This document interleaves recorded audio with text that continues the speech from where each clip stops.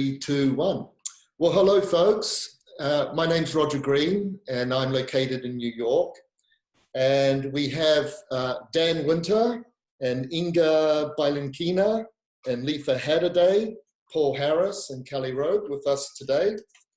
And essentially, we're going to be covering some very, very interesting material. As advertised, it will be sort of both conventional and perhaps unconventional. I've been joking to myself today, we'll have 1 foot in the matrix and maybe 1 foot out of the matrix as we go through. But it will be very practical as well. We've got some wonderful ideas for your immune system and herbal medicine, and we have some wonderful experts with us. So for instance, Dan Winter. Dan is known in the world for his amazing ability to bring spirituality and science together. He has this unique ability to explain some very esoteric experiments and experiences that we all have and put it into our modern scientific language. He's delved deeply into ancient wisdoms and is also an inventor and a pioneer in heart coherence and hydrogen frequencies and theories involving the fractal field. Paul Harris and I have been involved with many projects with Dan, and he's the co-inventor of the THERAPHI device. So Dan's located in South France. So now Dan, it would be good to just hear, to begin with, like 2 lessons that you've learned in this current global situation, and then perhaps give us a little bit more ideas about the way you see all of this and what's important at this time. Well, thank you, Roger, and thanks for inviting me. You know, obviously, I have a passion for looking at the energy science side of these issues, the energy science of THERAPHI, energy science of immune health, energy science of membrane theory and how viruses get through membranes. And I actually have a few visuals about that, and that's my passion. You know that I actually asked Paul the other day, I said, well, Paul, what's our most thing we want to emphasize here regarding THERAPHI and the plasma and these issues? And Paul, I think very correctly said, well, we charge the immune system, the immune health. And I would like to talk a little bit about the science of what that is. And in terms of membrane theory, and I have some fun pictures actually. Should I bring up those pictures? Yeah, that'd be great. Okay, so I'm going to do a little share desktop here, and then I'm going to share these slides. So this is about the physics of what a membrane is and how a virus gets through it. Remember, the theory of THERAPHI and our plasma work is that we took the concept of harmonic inclusiveness, which is literally what a fractal field is, that the most number of harmonics that can be squeezed into one place is called conjugate or golden ratio and allows compression. And if you do that on the surface of a membrane, you get a tightly knit series of harmonics, and it's the knitting of those harmonics on the surface of that membrane that gives that membrane a self, not self.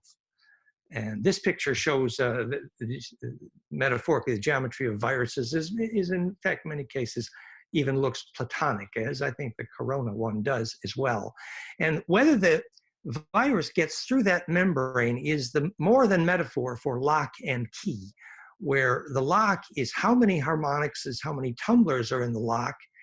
And so if you want to feed that membrane, you feed it spin. Now, for those who are technically oriented here, the book on this in the biophysics literature starts with perhaps the famous Structural Stability and Morphogenesis by Renee Thome. I think I have that link up here. Renee Thome said in Structural Stability and Morphogenesis that the membrane is basically a musical chord that needs to be completed. Let's see, I'll find that slide in a minute. But just to complete this thought about membrane theory, going back to the first slide in this series, that then if we think of what is known to doctors quite clearly, that if you want to measure the health of your immune system, the fastest, most efficient way to do it is to check what's called harmonic inclusiveness in your heart rate variability. And so this is a picture of a heart making inclusive harmonics. And actually this brings Roger into our conversation very nicely, because we originally learned this from studying Feng Shui here. The picture of Feng Shui was called the variability across borders in terms of heart harmonics on the left. And on the right here, our old friend Maurice drew this picture of the concept of perfected embedding in Feng Shui, how the little thing had to fit perfectly inside the big thing, and that nesting of your shape of your house inside the shape of your land, etc. And that perfect nesting, perfect embedding is not only core to the concept of Feng Shui, but it also climaxes in the concept of superlooping perfect nesting, which is the conversation about heart rate variability, HRV, and all the stuff from Irving Dardick, making waves and all that cool stuff. So if your heart includes as many as possible harmonics, then your immune system is being fed. That's the idea.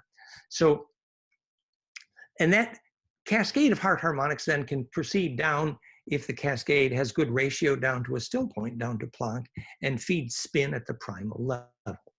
So this is the lock and the key motif, where the cell membrane, the number of harmonics is a lock, and the virus is a key that needs to fit the lock.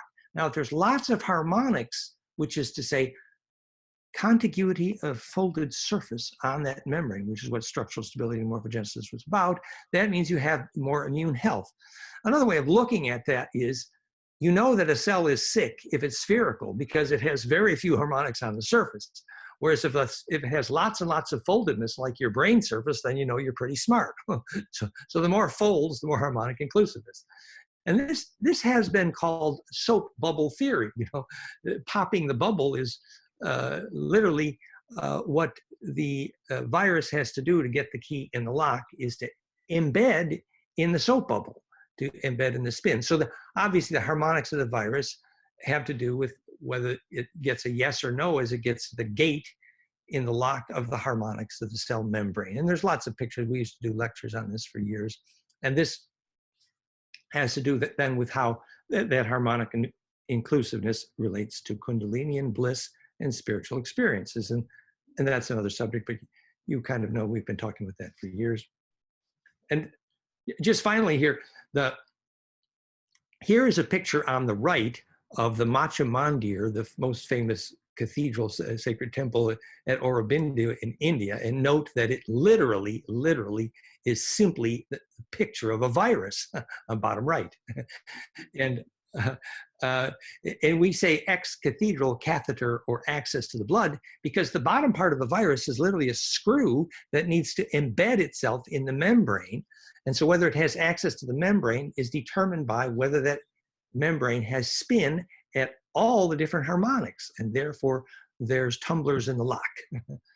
And that then leads to the concept of somatid cycles, that these bugs, they go through these cycles. In this case, this is a microbe, but so that the form and shape of the virus obviously morphs, but its ability to become embedded in the membrane has a lot to do with whether that membrane is healthy. So I'm going to turn off this sharing here, stop share. Now, just to talk about what THERAPHI does. So you know how people feel energized if they're well relaxed in the THERAPHI and the environment is conductive and has living air and good energy, then the people literally absorb that charge in their aura, which ultimately, if they're relaxed enough, is delivered directly at the membrane level. So that's the basic concept of how immune health is delivered. And notice the ability of that cascade to reach from the long wave to the short wave is precisely the problem that's solved because the THERAPHI key signature is tuned accurately to Planck, so that that whip can crack precisely at the Planck length and therefore deliver the spin from the long wave to the short wave. So that's a little bit about the theory. Now, a couple things just to mention before I finish. You know that we have 5 or 6 different apps on the App Store, iThrive.com and flameinmind.com. And also that Patrick Botti, our programmer for all our apps, their iOS apps, has recently implemented virus harmonics as an option to feed the various plasma devices. Now, right now, the virus harmonic experiments, the harmonic series options include the THERAPHI harmonics, they include Sherry Edwards' sound health harmonics, and they include Stefan Cardino's harmonics. So many people have these harmonics offered to treat viruses, actually. And the option to deliver those harmonics is now all 4 sets of them are now programmed newly into the Flame and Sound inexpensive part of flameandmind.com as part of the binaural beat options. And those harmonics can be delivered right out of the box into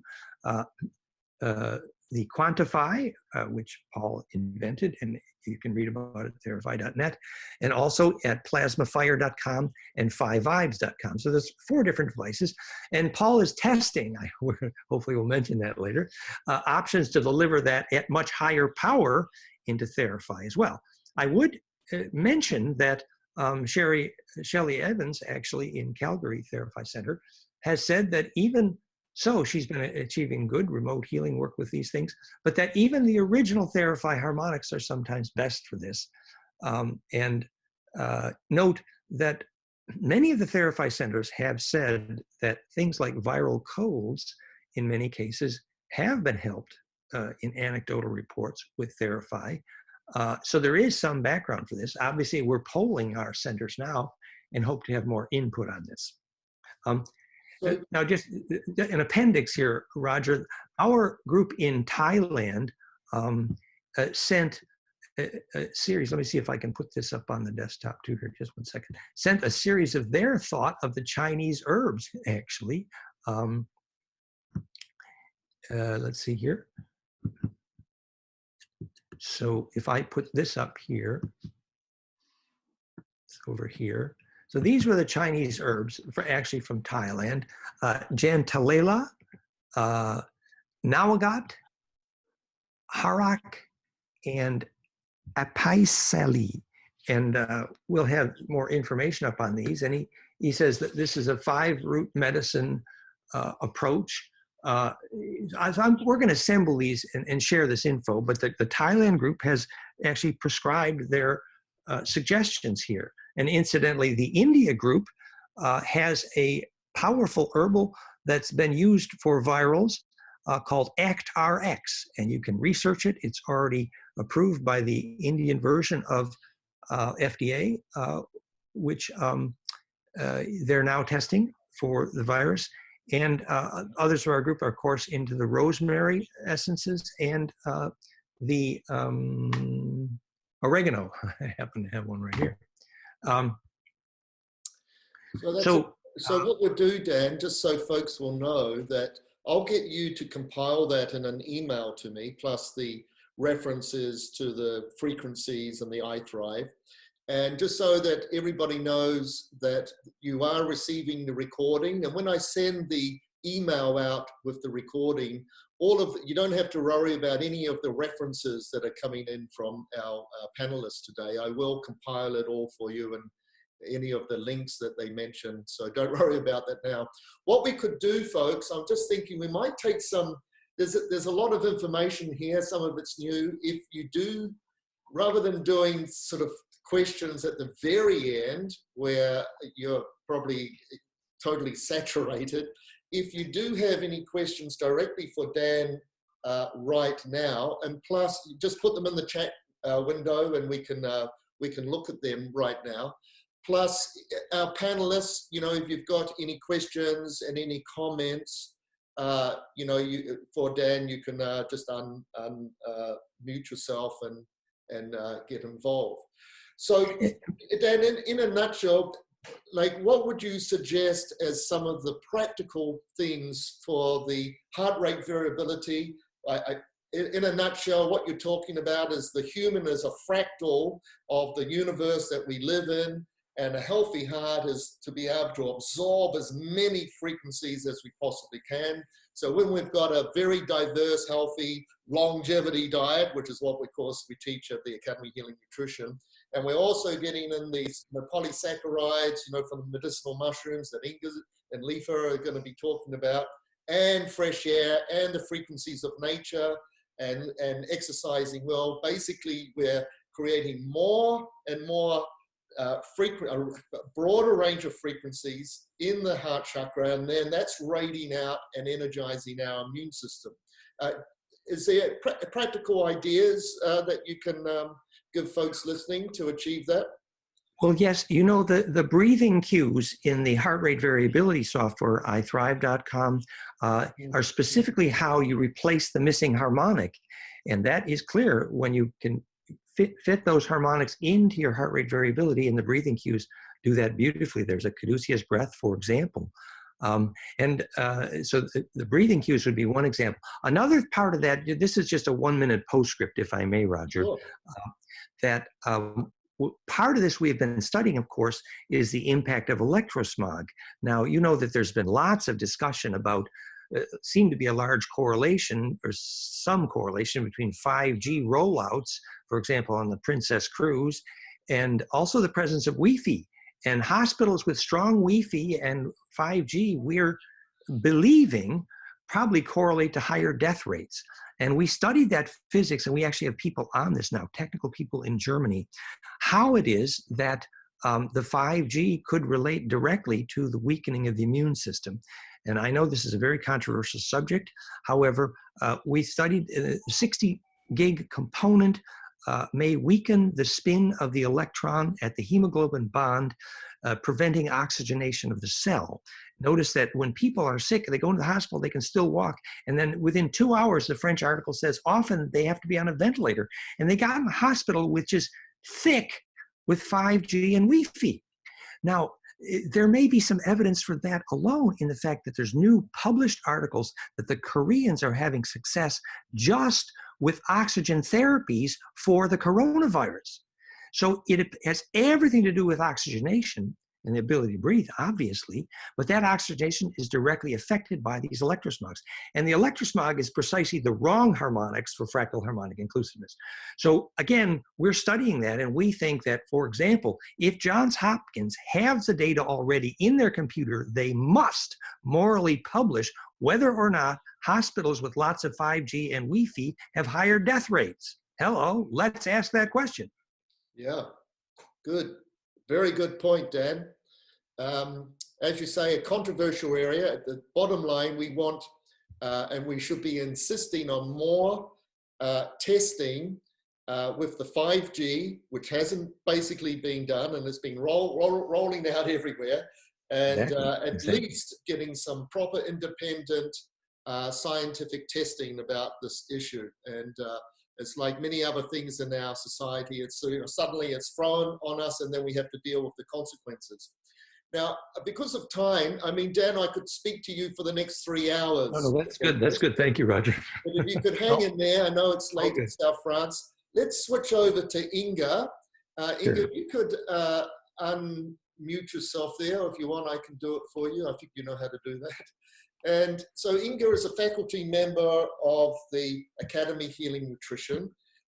This webinar is actually sponsored by the London Academy of Healing Nutrition, because basically we've got a whole bunch of new students starting this month, and you can still start our curriculum in London. We have reverted to some live streaming. I'm here in New York, and I haven't been able to fly anywhere. We're usually nipping off to London to do workshops, but it's working pretty well at the moment. Now, Inga is an absolute expert on Taoist tonic herbalism, which is part of our training here at the Academy. And also, she's a herbalist, and as I mentioned, a teacher on the curriculum. So we'll pass it over to Inga. We'd really love to hear a lot more about the medicinal mushrooms, particularly, Inga. Okay, well, I was trying to do my homework actually, and trying to concentrate everything that I have going on right now, because it's a very activating time. And there's so much passion that comes out of the desire to be in service at this time. So I've been, just like all of you, have been doing a lot of research and really tuning into this collective mind network to see where we are with the situation, which is unprecedented, really. We have never had such a time in our lifetime and before, when we are all really collectively tuned into a pause. And it's just an amazing opportunity that we are in right now. So, and you know, some can see it as something very scary and something that brings up a lot of fear in the collective consciousness. But as I see it, it's an unprecedented time for transformation and for changing the reality from the one that we have gotten used to, that has really not been working for us as humanity and for the planet that we're living on, and really change our course of actions. So I was trying to actually show some slides, and I'm trying to figure out how to do that. Just give me a second. I'll try to go to view.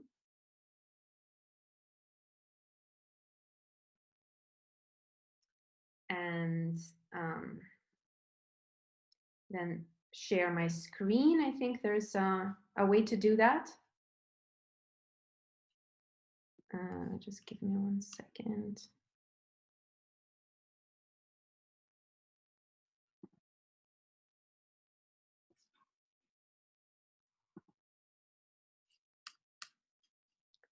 So I'm showing this.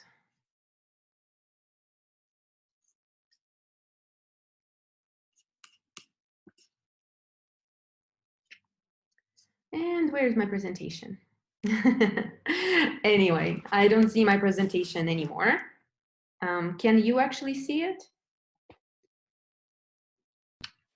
Yes, we can see it. If you just move your other window. Yeah. Okay. Yes. Great. Sorry, I was on mute then. We can see it pretty good. Okay, cool.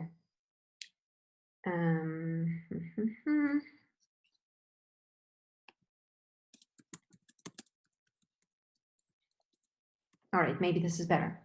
Yeah, so it's interesting that the character that is used in Chinese for the word crisis, the situation in which we are all collectively right now, is actually two characters. And one stands for danger, so which apparently is bringing up a lot of fears in us, because we're dealing with a novel virus, so something that we have not experienced before. So it's understandable that we are experiencing a lot of fear right now. So we are in danger.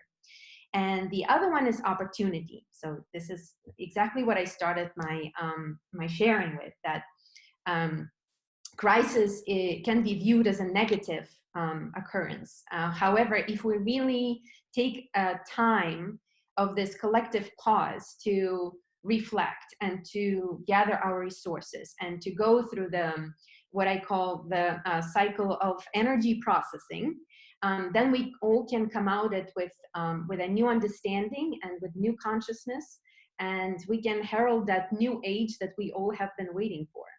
Right? So I just wanted to quickly go through the energy processing cycle. So the nature of reality works in such a way that it's in constant flow.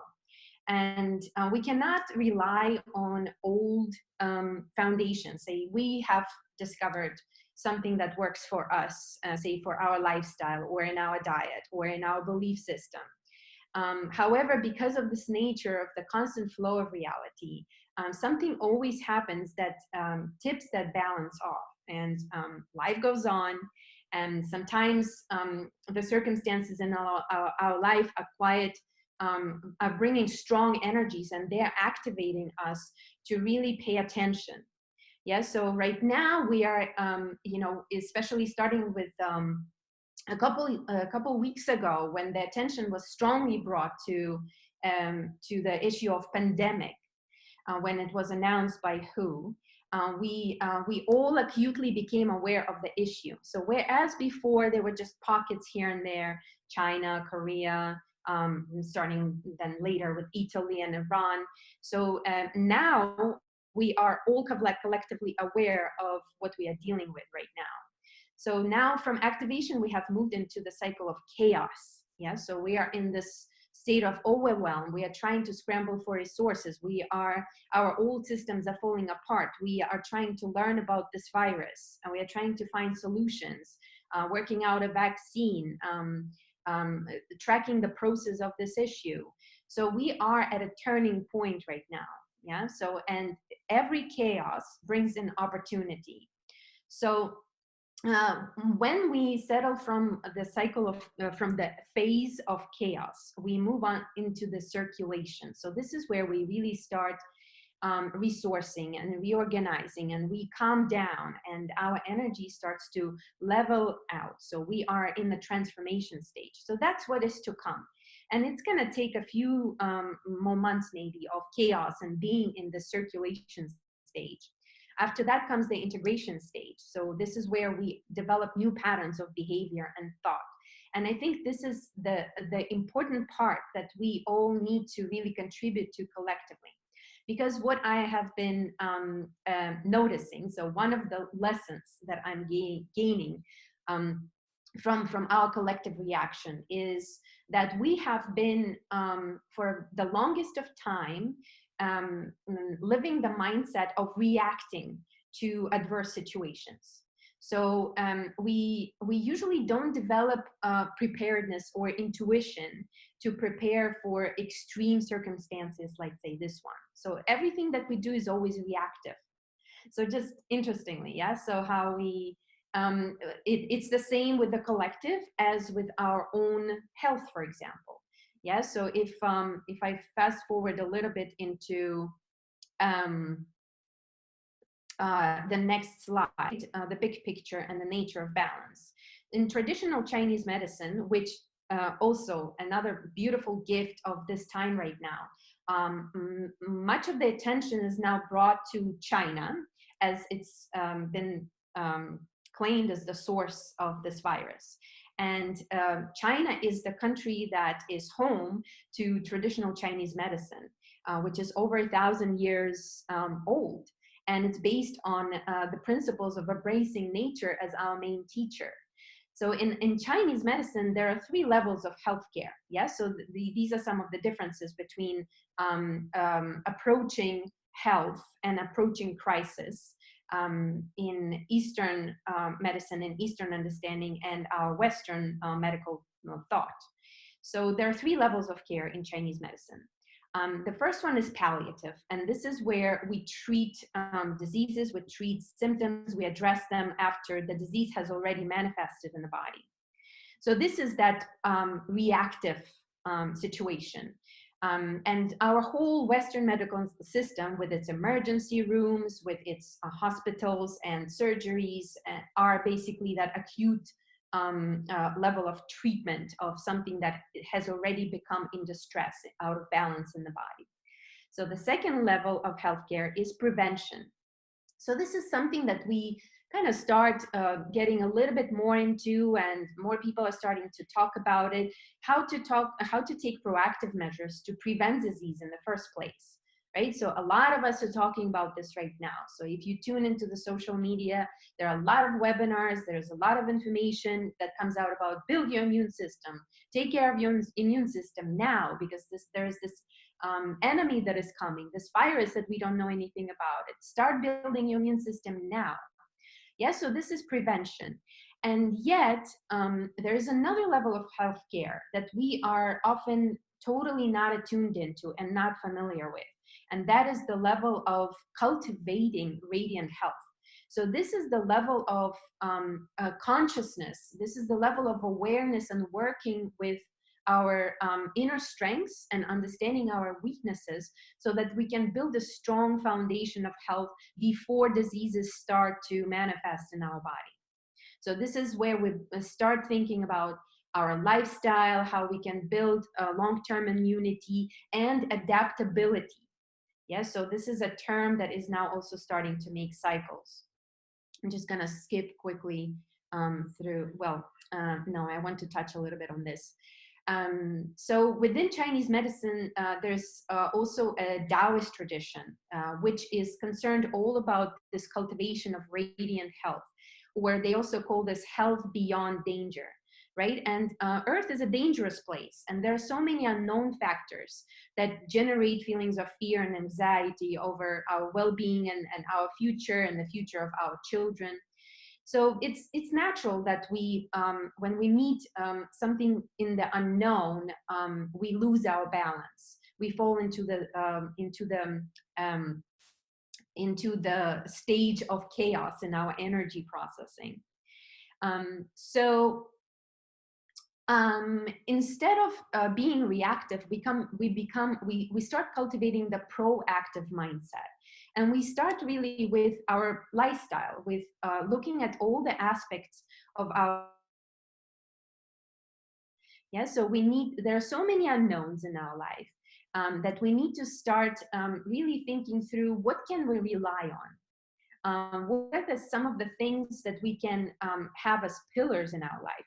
And these are basically the health supportive routines that we can anchor ourselves in and ground ourselves in this health supporting reality. Yeah, so, and these things, we all know about them. We all talk about them. However, we often don't act on them. So things such as proper rest and regeneration and getting good night's sleep in dark environments so that we can balance our circadian rhythms and get our body's detoxification pathways to do their work at the most important time when the liver is active at night, right? So that cleansing cycle. Movement, that can mean many things for different people, right? So, but just any kind of movement, you don't need to participate in any kind of competitive sports, just to move your body, and it can be quite pleasurable, right? So just taking a walk in nature, dancing is my favorite form of movement. Different forms of energy cultivation practices like Tai Chi and Qigong, or yoga, so whatever that gives you pleasure. So we need to have movement in our life, because movement allows us to move through those cycles of processing our reality, both mentally and on our body level. Body work. So I feel it's really important to connect with other human beings on this planet and actually touch each other and get treated, get supportive attention. From practitioners who maybe have a better understanding about how the various systems of the body work together. Nourishing whole food diet. This is the very foundation that creates a radiant health, right? We are eating 2-3 times a day, and what we put into our bodies will affect the quality of the energy that we produce and the quality of thoughts and emotions that we cultivate in our reality. So the Nourishing Whole Food Diet is sponsored by the Academy of Healing Nutrition and the Longevity Diet, right? So there's nothing that can substitute good quality diet. This is where we need to get most of our nutrients that help to support our detoxification organs and the detox pathways, the cultivation of that intelligent immune system. Right, so there's a lot of conversation right now about the nutrients that we need to take right now to secure our immune system. So people are talking about vitamin C and zinc and vitamin D3, right? So all of these important nutrients. And some of them we can get from food, and others we need to really get from nature, right? So it goes back to nature. We need to start opening all of our orifices, all of our sensory organs to nature, and learn how to trust it. Because all the answers to all that is happening in our world right now are already in nature. So we sometimes feel that we are separate from it, but in fact, we are actually made from the same elements that nature and our Mother Earth is made of. And so there it goes, spending time in nature's elements. Getting fresh air. So this is our lungs, right? So there is this intimate connection between our internal environment, our internal ecosystem, and the health of the environment in which we live. So, and we are really brought to pay attention right now to what is happening in the environment and how it's transforming itself, given an opportunity to finally take a break from humans. Right? So we are getting in the news all these reports how the air is clearing in some of the most polluted cities around the world. Like think China, the Wuhan province that has some of the dirtiest air on this planet. And the northern part of Italy that is now on shutdown and quarantine. I saw an article about Venice and how the waters are clearing in Venice, and there are dolphins in the canals. So it's amazing how we are brought to realize what serious impact we as humans, and sometimes a parasitic impact we have on nature. And we simply cannot be healthy if nature is not healthy. So this is one of the biggest lessons I feel that we are going to really keep learning in the next few months. And hopefully we will not go back to our old ways, where we are just mindlessly polluting nature and taking its resources without giving back. So, and Dan already spoke a little bit more about the nature of fractal energy and the negative charge that we get from being in nature, being next to trees and forests and next to big bodies of water, lakes and oceans.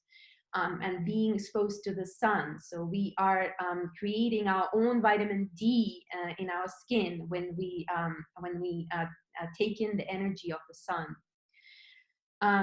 So another important part of having a balanced lifestyle is doing what you love. Yeah. So if you are engaged into doing work that is just kind of repetitive, that 9 to 5 vicious cycle, we often waste our lives in negativity, in deep depression sometimes, and then anxiety, because we don't feel realized. We don't feel that we are useful. We don't feel like that we are needed in some way. So being in this collective pause right now, I feel really puts us in this reflective state. What are we doing really with our lives? How are we spending our energy? Is it a productive way of living our life? And are we offering any necessary service to humanity at this time? So we are all brought to this place where we need to really do a really good review of how we use our energy to make this world a better place. So following your heart and doing things that you love is, I feel, what is going to help us to raise our collective frequency and get over this massive transitory shift. Finding supportive tribe and community. Again, beautiful things that we are observing right now, how because of limited social interactions and being kind of locked indoors for many of us, we are finding other ways to support each other and to touch each other in ways that we have maybe not experimented with before. Nourishing relationships and intimacy. That's very important, because if you don't feel supported in your life, if you don't have friends and partners who you really can confide in and trust, you start to shut down. You start to close that very sensitive and important membrane that separates our internal reality from the external world. So supportive relationships help us to establish healthy boundaries. So this is kind of a foundation where we can explore, that we can test our boundaries. And those boundaries do have to do with also building resilience of our immune system, right? So in my next slide, building natural immunity. So immune system, our human immune system, is like a membrane between the external world and our internal reality. So immune system holds that boundary.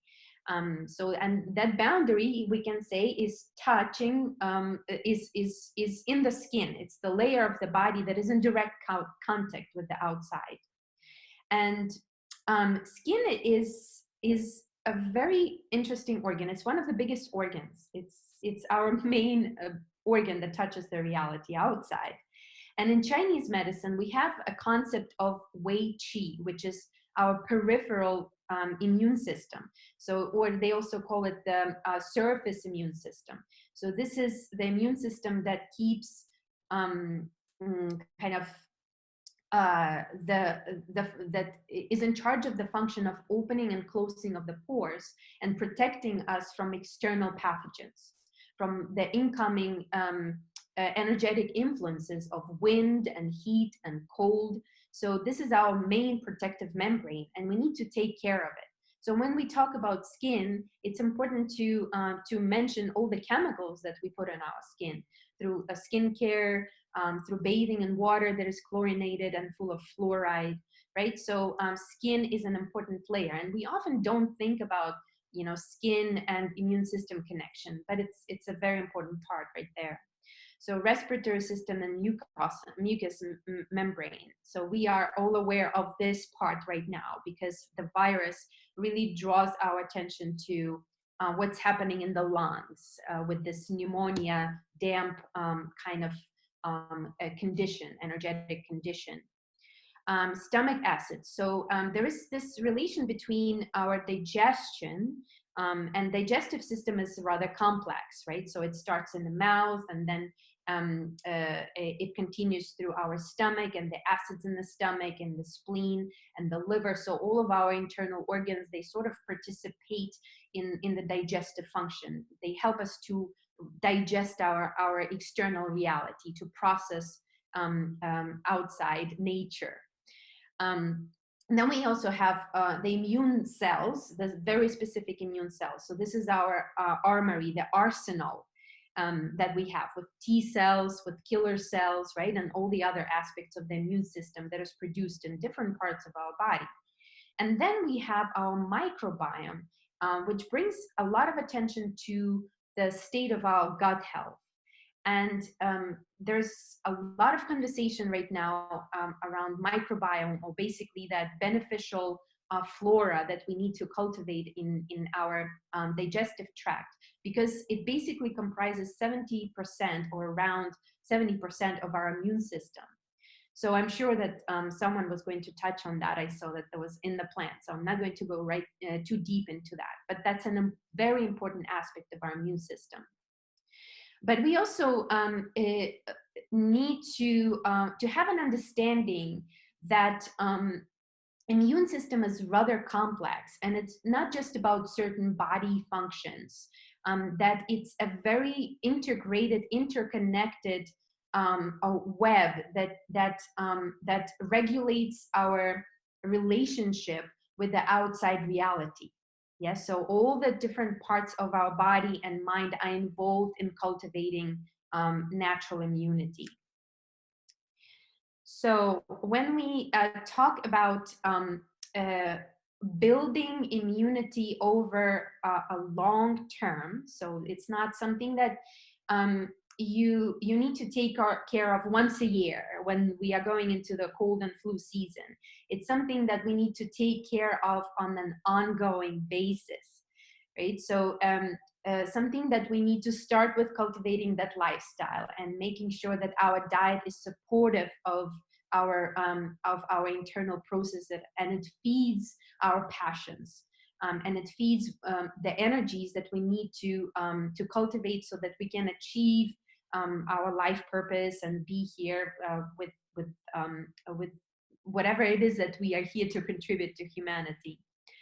So when we talk about the special substances that we can draw from nature that offer unprecedented support, especially in the important times like this, there's nothing in my understanding from what I have researched and studied, there's nothing more powerful than the medicinal mushrooms. So medicinal mushrooms have a long history of use in different cultures. And in the last century, they have really been studied a lot. There are hundreds and thousands of studies on medicinal mushrooms. And these substances, so the mushroom kingdom, the fungi kingdom, is one of the oldest kingdoms on this planet. So when we talk about the hierarchy of kingdoms, humans are rather new inhabitants of this planet. And way before the humans appeared on planet Earth, there were viruses, and they were bacteria, and they were fungi. And mushrooms as a category, as a kingdom, are quite fascinating because they are the recyclers of nature.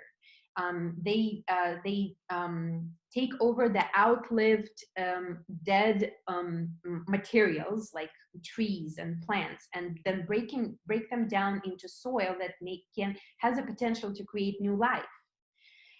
So in that sense, medicinal mushrooms have evolved over millions of years on this planet, and they have developed substances, they have developed very special molecules that have been found to have a tremendous effect on the state of our immune system. They have immune modulating properties. And when we talk about immune modulation, we talk about creating a resilient immune system, which is neither overreactive nor suppressed. Right, so immune modulating compounds in mushrooms are beta-glucans and triterpenes and polysaccharides, or those long-chain sugars that activate the different parts and aspects of our immune system. And many of these mushrooms, and particularly medicinal mushrooms, have adaptogenic qualities. So adaptogens help our body to modulate our responses to stress. So all kinds of stress, from the external environment, from also stresses that we generate internally, our emotional stress, psychological stress. So they're really powerful substances. And among the medicinal mushrooms, there are several superstars, right? So then, and we are really having our eyes peeled on the medicinal mushrooms right now, and particularly reishi mushroom, which in Chinese is called Lengzhi, or the mushroom of immortality.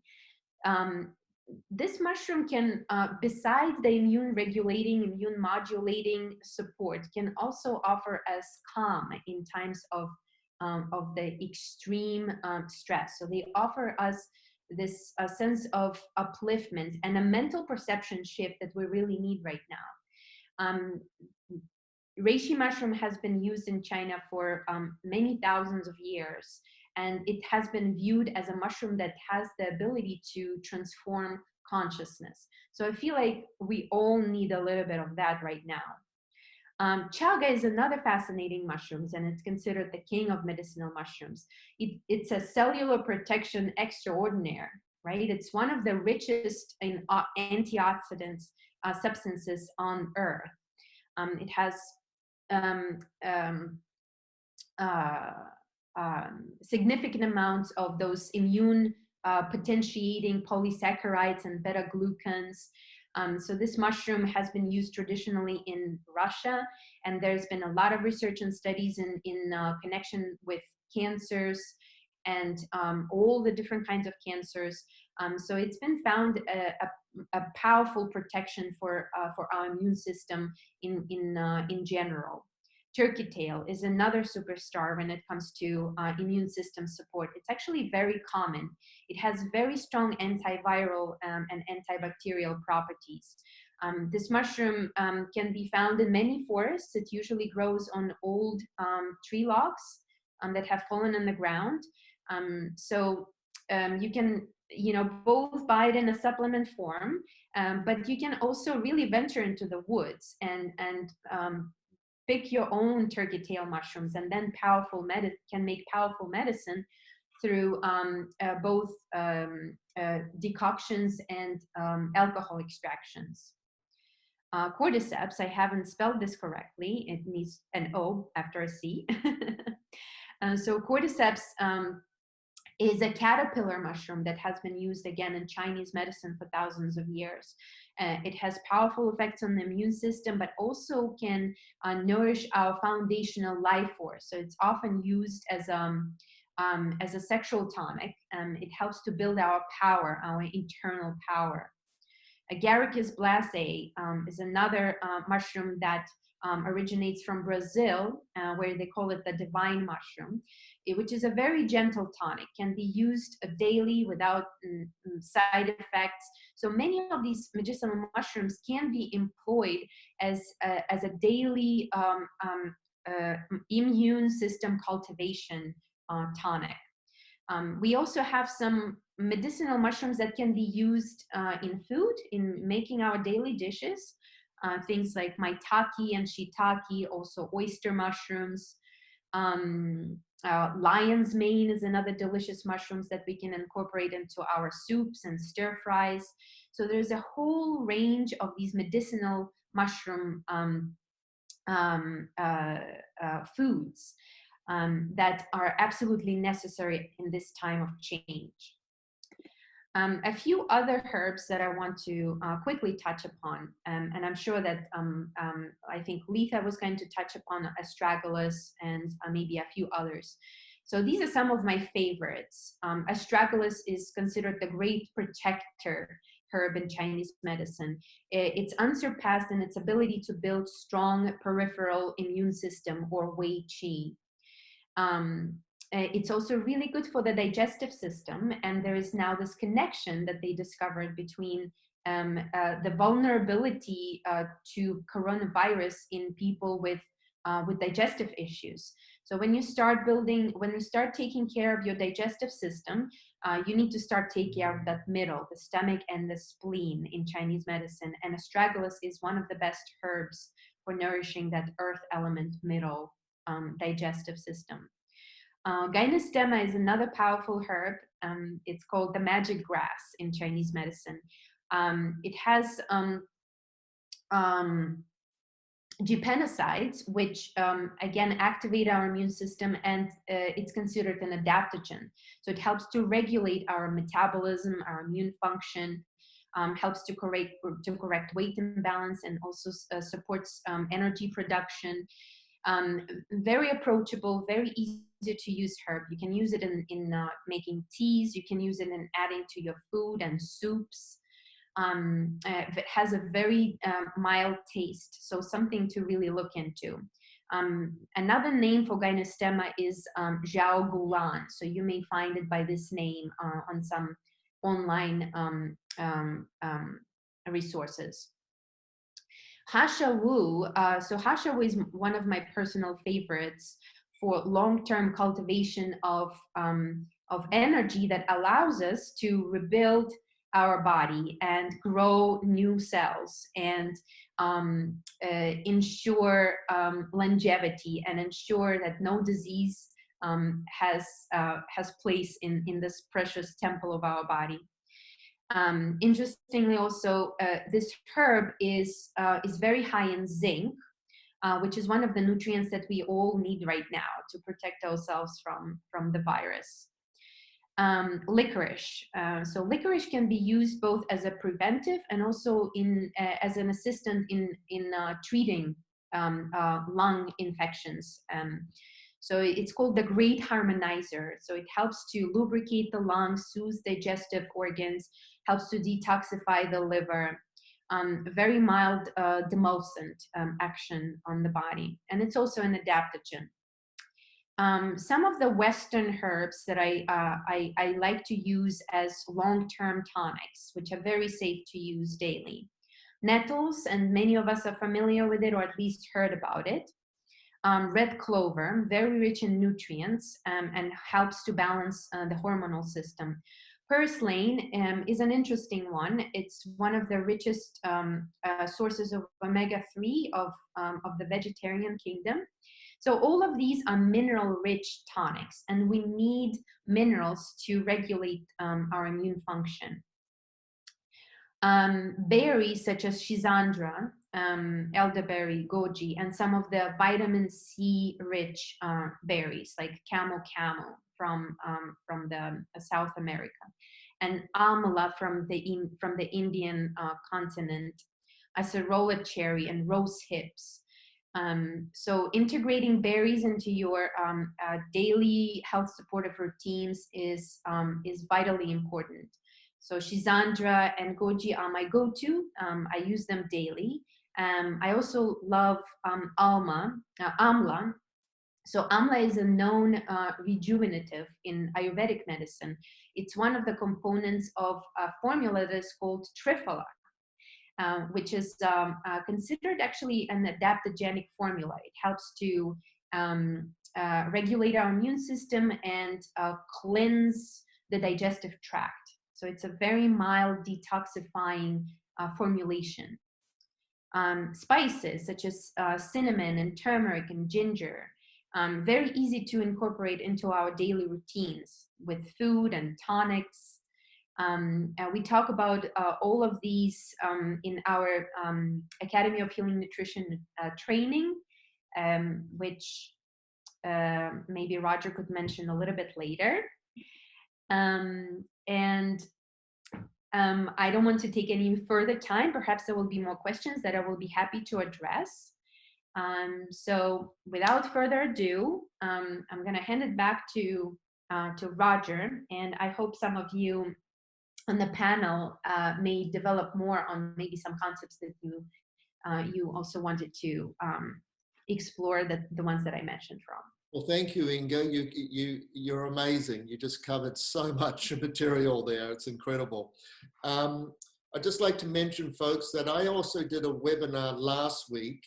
And when we send out tonight's recording to you, I will put a link in for last week's seminar, where we covered a lot of, also touching on what some of the things that Inga is talking about, astragalus and the medicinal mushrooms and a number of supplements and so forth. So that will, to a degree, complement what Inga has just presented to you.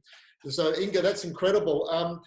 We have a couple of questions here that we might just backtrack a little bit for Dan and Paul, and it will perhaps give us a little bit of an introduction to Paul and Callie as well. So I'll just give a quick little intro to Paul. So Paul Harris, he's an inventor. He's done incredible work with the THERAPHI and the QUANTAPHI, and there's also a lot of other inventions that Paul's done. He's got sort of like an electrical engineering background, but he's also an old time alchemist. I've sponsored Paul to do plant medicine workshops here in New York, and we had the theme of the alchemy of Prague for several years. So Paul lives up in Canada with Callie. So Callie, what we'll be hearing from Callie later on. Callie's been working a lot with, as a healer, meditator, very much involved with the protocols around the THERAPHI. Now, there is a question for Dan and Paul from Ashley. Do you feel that the frequencies of the THERAPHI field that structure water in our cells can give that cells that charge, providing protection against the oxygen molecule destruction that the 5G radiation causes, and in turn helps protect us from the pathogens invading the body? So it's a question for maybe Paul. Did you want to sort of kick in there, and we'll get some comments from Dan as well? Sure. Yeah, I think what they're talking about with the 5G is that in a lot of these higher gigahertz frequencies, it's very interesting how these are resonating with water molecules and oxygen in particular. One of the reasons why we've used, 2.4 gigahertz for microwaves ovens is it's, basically stimulating the water molecules to vibrate and heating your food. So what's happening in the air is especially in the higher gigahertz frequencies, is actually increasing the spin charge on the oxygen, and oxygen being absorbed into the body in this different state, having different effects as well. So with the THERAPHI and the QUANTAPHI, for instance, those are using a lot lower frequencies as their main carrier waves, and in the way that they would help with that is more in doing their little micro massages, I like to say, to the cells. So if you look at the body as being a dielectric that's in between these two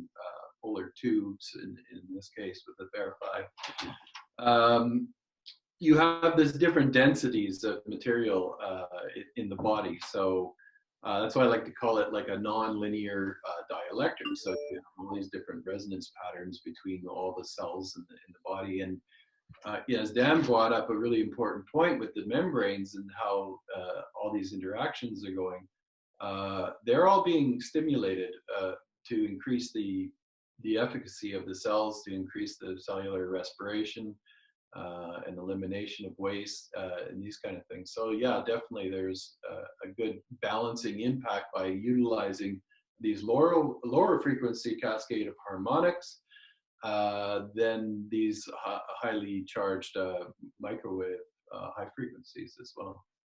So, yeah. Did you hear the question before? Would you like to comment? Well, just to say that that cascade, which was the central to how the THERAPHI was built, started not just with Planck, but actually how Planck predicted the rate of hydrogen by golden ratio. So we're directly stimulating the hydrogen frequencies and therefore the solubility of water. That would be to say the mechanism there, as Paul was saying. So that does relate. And now in terms of how, because we think one of the key mechanisms of the current contagion is inability to oxygenate. In fact, they're saying that when you watch the people falling over in China originally on the film, you could see they literally were asphyxiated. And it wasn't just about their lung filling up. They literally couldn't get oxygen soluble in the blood. And we think that may be related to the wrong frequencies, which was the 60 gig of 5G, which we now know affects oxygenation, we believe. And that's why, so oxygenation has everything to do with this pandemic, and that solubility is one of the things that we help. And again, I think the evidence is pretty cool. The Koreans are using oxygen therapy and it's working. There's big articles with this pandemic. Interesting, yeah. Well, look, folks, because of time, we'll move on. We'll do some of these other questions later. But I'd like to hand it over to Paul and Callie. So, it'll be great to start off with, some of the lessons that you've learned from our current situation, and also hear, like some of the things that you're doing personally, at this stage, and, some of the practical things that you're doing. So, Paul and Callie, hello. Okay, hello. Well, let's start off with this oxygenation, because this seems to be a very big point in this whole effects of the disease and what's happening. And from what I understand, it's causing the alveoli and things in your lungs to expand, and the inflammation in the lungs, basically, and that's what's cutting off the oxygen. And there's been several people and cases in China where you see some of the security cameras and that people that show no symptoms of the virus whatsoever are just suddenly standing in the streets and they just collapse and they just fall down all of a sudden, and they're completely, so and a lack of oxygen would do that. If you were suddenly, asphyxiated, it isn't too long before you completely collapse due to the lack of oxygen and things like that. And they're utilizing ventilators. So the big word out there now is ventilators. We're stocking up on these. We're going through them. We have, not enough ventilators. New York City is really been talking about that a lot lately. And so one of the things we've been doing, because of course, I want to back up a little bit and say, you know, these kind of viruses and things like that and plagues and stuff, humanity's gone through several cycles of these kind of things over the years, and we've always found solutions. There's always been grassroots simple solutions. My simple solution for the oxygenation that we've been doing, well, we've been doing for years, but we've been doing daily ever since this outbreak, is Brown's gas. So it's quite simple to, you know, guerrilla alchemy. You guys out there who are all tinkerers can easily build your own Brown's gas machine and basically create your own oxygenator, a super oxygenator and super hydrogenator, which is even better. The combination of the hydrogen and the oxygen in this gaseous crystal format that comes out of electrolysis with the Brown's gas is just phenomenal. So you can do so many things with it. We've just been inhaling it directly. You can do a lot of amazing things with it, from, you know, destroying pathogens on the skin, ringworm. I had a fellow one time with ringworm this big around on the side of his leg. We just simply put a bag around it and did an insufflation on the bag and flowed the Brown's gas through it, and it completely killed it off. What's really amazing, like I think would be 1,000 times better than the ventilators and systems they're doing now, is to utilize this, because you have the best antioxidant on the periodic table, that's hydrogen. You have a supercharged form of this hyper crystalline gas of water dissociated, basically, which gives Brown's gas. We should give credit back to Faraday, because it was really Faraday who first kind of explained how to do electrolysis. And there's been several other names for this type of gas by people claiming they invented it over the years, which is kind of crazy. But when you got this great combination of highly charged oxygen and hydrogen into the body, phenomenal things happen. Not only that, what it does, Callie, when I personally use it, yeah.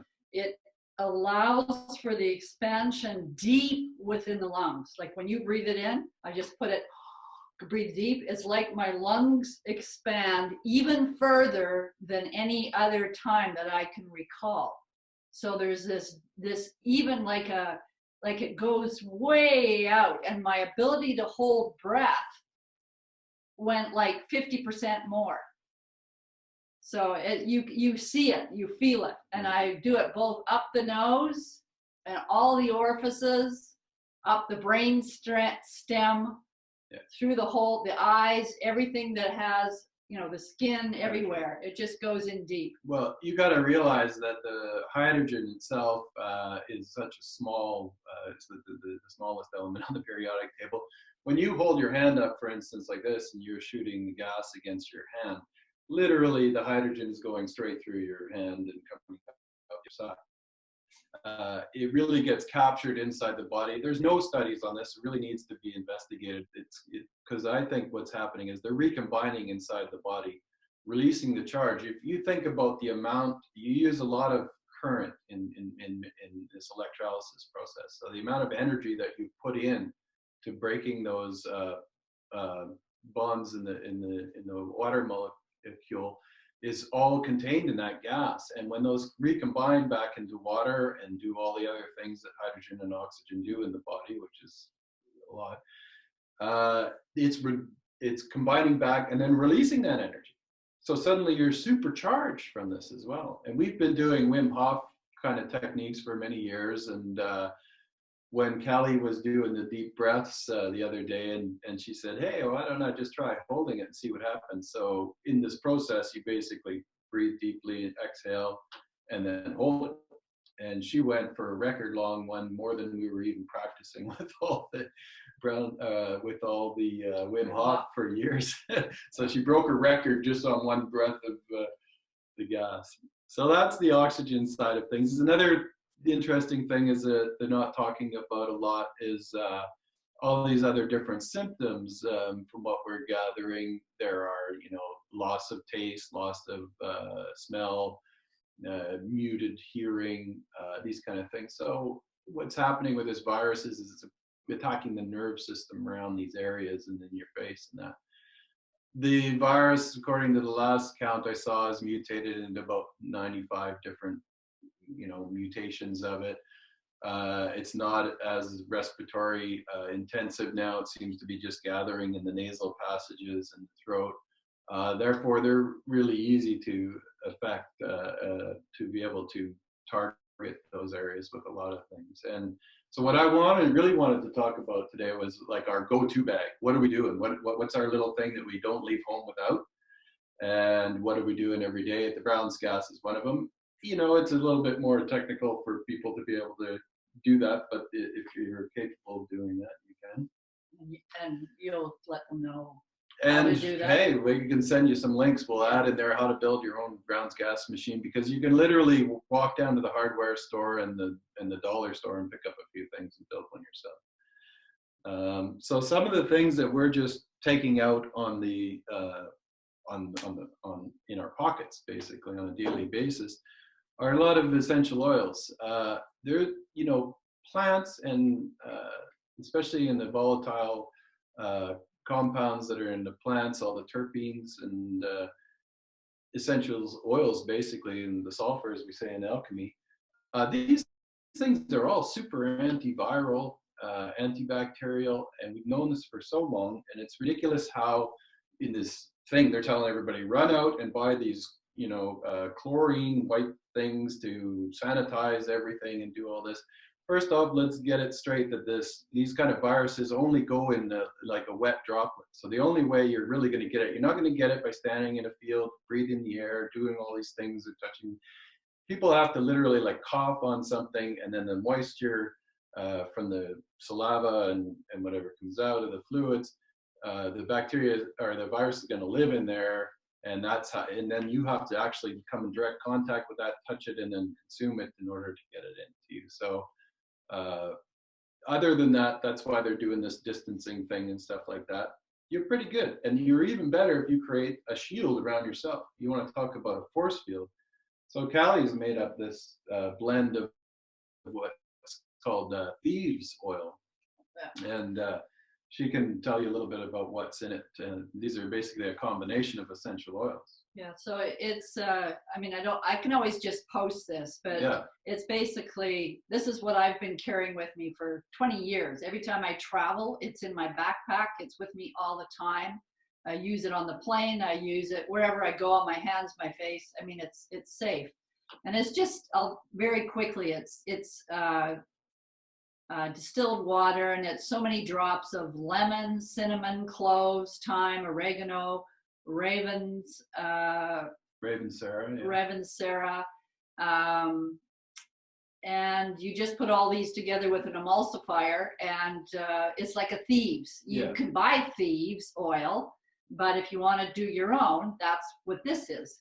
And so we just recently traveled, and this is what we use to wet off all the plane, spraying on our face.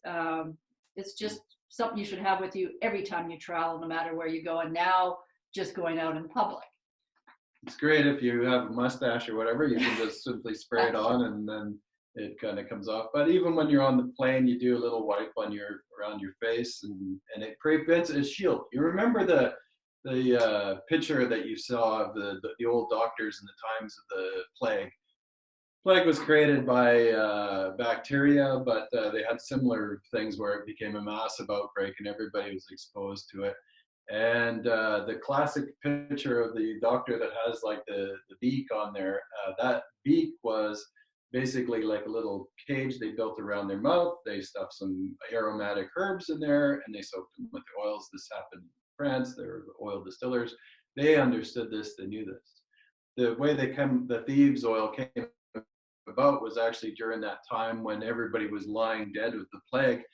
Thieves got together and they knew that formula, which probably also includes, there's several different versions, eucalyptus and rosemary is another big one that would be in there. Frankincense and myrrh is another one. Yeah, well, together. Yeah, we'll talk a little bit about that too. But basically, they were immune to this plague because they could go around and steal from the dead bodies, and that's why they call it the thieves. And it's a pretty interesting long story how eventually they wanted to find out how these guys were getting away with it. So when they came to the time to be in court after they got caught, they said, look, we burn you for doing this at the stake, and if you tell us what your secret is, how you survived without getting the plague, we won't burn you at the stake. And so they said, oh, okay, well, we use these essential oils, and this is how we did it, in these herbs. And they said, okay, thank you very much for the recipe, and they hung them instead. So they promised not to burn them at the stake. But so another common one that, you know, is like, somebody came by the other day and they said, oh, what do you got there? And I was doing a little bit of holy basil. It's from India. It's one of my favorite essential oils, but it's rather rare and obscure. And I said, oh yeah, you just put a little bit on and you're good to go when you go out in the public. And they called me up and said, hey, nobody's ever heard of this holy basil. And I thought, oh yeah, right, it's probably a pretty rare herb to find in a regular kind of store. But one of the most common ones is majoram. And majorum's kind of like a little brother of oregano, and a great antiviral, very cheap, pretty well get it everywhere you can find essential oils. So that's a good one that's really common. You can be very exotic and use frankincense and myrrh. Again, It's these really are a really powerful combination. You can also utilize these if you had contaminated water, these kind of things as well. So essential oils are kind of our go-to carry around that we take with us all the time. Another one that's a Chinese medicine is Wan Lang Su, which is you know, a very bright yellow, very bitter extract of berberini hydrochloride. That is basically what you want to have on you at all times when you travel, because these things come in these little teeny capsules like this. So you literally pop a couple of those in your suitcase, in your purse when you're traveling, and these are potent. These are super bitter. And so if you have any kind of upset stomach, vomiting, diarrhea, you pop back a couple of these and things die. Anti-parasitic, parasites, antiviral, these kind of things. That's a kind of a go-to thing that we keep with us at all times. And you can use them also when you're doing things like fasting, or you're on certain diets, let's say, and you don't want to avoid certain foods, and then all of a sudden it's like Thanksgiving or Christmas or something like that, you want to cheat and have a little bit extra. You take a couple of those after your meal and you won't get the loaded down effects that you would get from a lot of these kind of foods too. So back to oxygenation, another simple, easy, cheap, everywhere available is hydrogen peroxide. So you can do so many things with hydrogen peroxide, and if you get these little spray bottles like this, you take it around with you and you can utilize it in a lot of things. If you get food grade hydrogen peroxide, don't get just regular off the shelf drugstore hydrogen peroxide, because they put a chemical in there that'll make you sick, because they don't want people to drink it. But if you get food grade, you can, and that's a whole long other story, but very handy to have. Another one is ethanol, alcohol, at 70%. So if you're using something like vodka or something like this that you just get, you know, this is what's in all the hand sanitizers and that, but you need to have it about 70% alcohol. You don't want to have the high pure alcohol, because they've done tests with bacteria and things like that with alcohol, and they actually will survive a pure alcohol environment, but a little bit of water in there kind of loosens up that molecular bond and gets and kills them. So about 70% is what the strength you want to have in alcohol. And of course, colloidal silver is another big one. Colloidal silver you can make or purchase, fairly common these days. There's some really advanced super colloidal silvers that are coming out now that have the silver bound to these polysaccharides and things like that are pretty good. And I'd say iodine would be another good one that you have. But this time of year for overall general health, what we're doing right now, we're in the process of moving into our cleansing process. So every year we'll do Spring cleaning. Spring cleaning. And this is another important part about just keeping up general immunity as well. So we're just starting with doing saltwater flushes, and we'll do a herbal kind of detox. Basically one of the things that we always do. This is actually one of my main herb teachers here, Dr. Terry Willard, who came up with this herbal detox that you can find in most health food stores in Canada. I'm not sure about the US, but any kind of... I've seen it. Yeah. I've seen it. So that's the Wild Rose College is where I went to school and taught. And yeah, Terry was a great mentor, teacher, and great friend still to this day. So doing a good detox like that. And the other thing we're doing is activated charcoal. So, you know, we got on to doing C60 and oils and things like this. And one of the main things that people have used for years and years and years in any time of acute poisoning or sickness, I mean, people that are literally drank some kind of cleaning solution or something, they say, get the activated charcoal into your stomach right away. You know how you see on the warning labels, do not include vomiting. That means don't make them throw up. And it activated charcoal basically neutralizes anything that goes in. So pulls out all the toxins. And if you don't have it in some country, we heard from somebody recently, just get something that you can burn, like burn your toast. Yeah. As many pieces and eat that, and that will also do it if you can't get access to something like that. That'll pull poison out of the body. Yeah.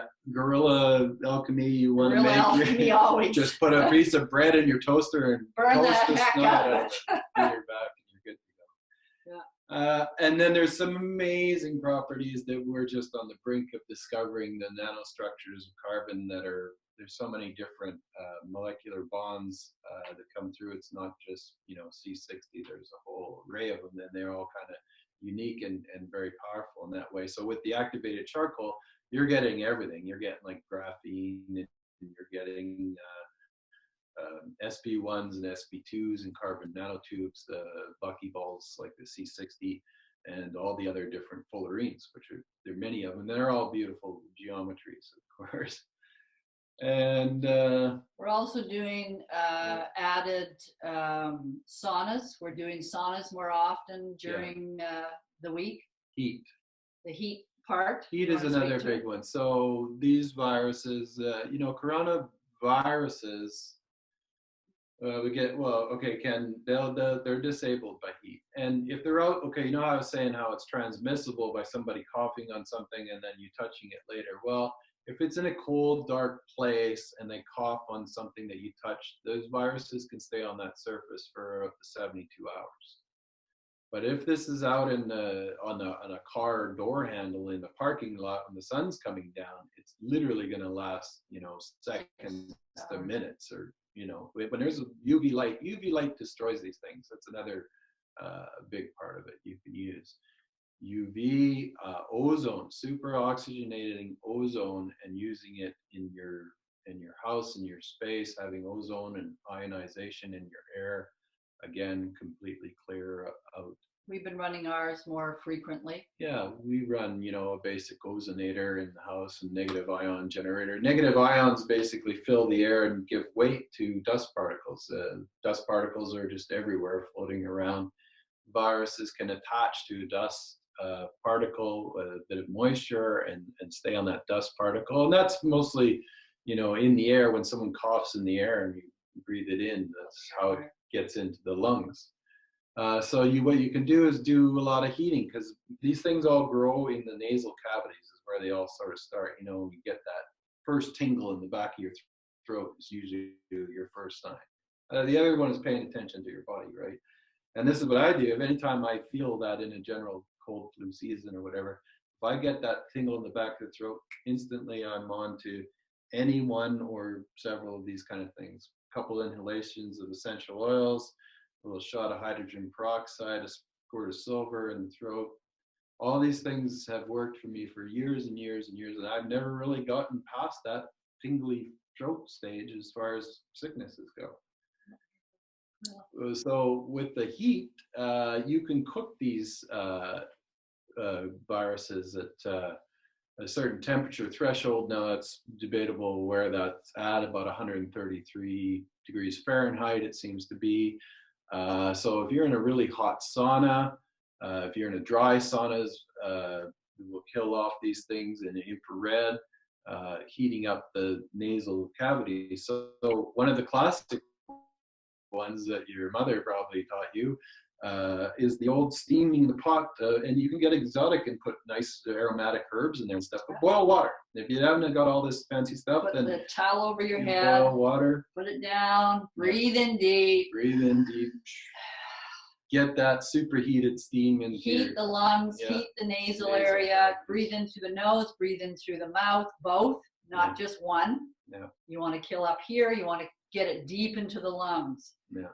And that's going to kill it off too. I mean, we're really, when this all first blew out, I kind of laughed and I was like, wow, geez, we're really going to extreme measures over a virus. It's not a big deal here, what's going on. The way it's all played out, it seems to be, you know, there's something more to this virus. Obviously, you know, it's causing severe symptoms in a lot of people now.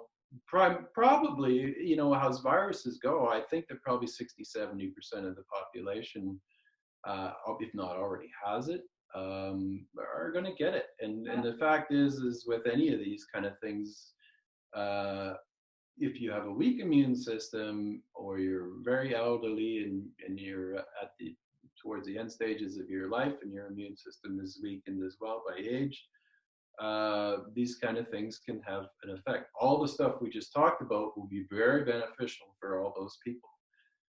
These middle people, and then the strange thing about this particular virus is that, you know, the mysterious people that fell down in the streets, like I was saying, the other symptoms they had was like a rosacea on the cheeks and whitening around the lips and the bluish tinge in their skin, which is a very good indicator that their oxygen, they lost oxygen.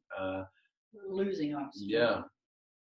So, of course, deep breathing and the Brown's gas and the ventilator type system are going to be really good for that. And deep breathing practice is probably the number one thing I've always said that anybody could ever do to improve their immune system and health is breathing. It's something everybody can do. We have to do it or we die. If you do it intensively, it super oxygenates your blood, super oxygenates your brain, gives your all your synapses gets firing really well and easy to do.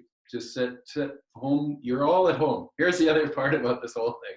You're all at home and there's nothing going on. Haven't you noticed that to the society in general and everybody's just been on this steep upper curve of acceleration towards this mysterious attractor where everything's sped up? Weeks are going by like days. You know, everybody is rushing. Everybody's so super overloaded, and all our little fidgety toys. Looking outside of ourselves, yes, instead of looking inside. So, what is nature's solution? Back to what Inga was saying. Right. What the pause? Like Inga's started off with this. This is the most important part. I think this is a great lesson for humanity and the collective consciousness. Is like, hold on a second here. Haven't we just been all going like way too crazy, way too much? And nature just has this way of all of a sudden saying, stop, time for a pause. Here's what we do, self-reflection. So there's deep breathing meditations and these kind of things. And Callie could speak a lot to these type of points here too. Yeah. So the breathing part, one of the things that just kind of popped back in my mind, because I just do this as part of my practices, spiritual practices, is doing the microcosmic orbit.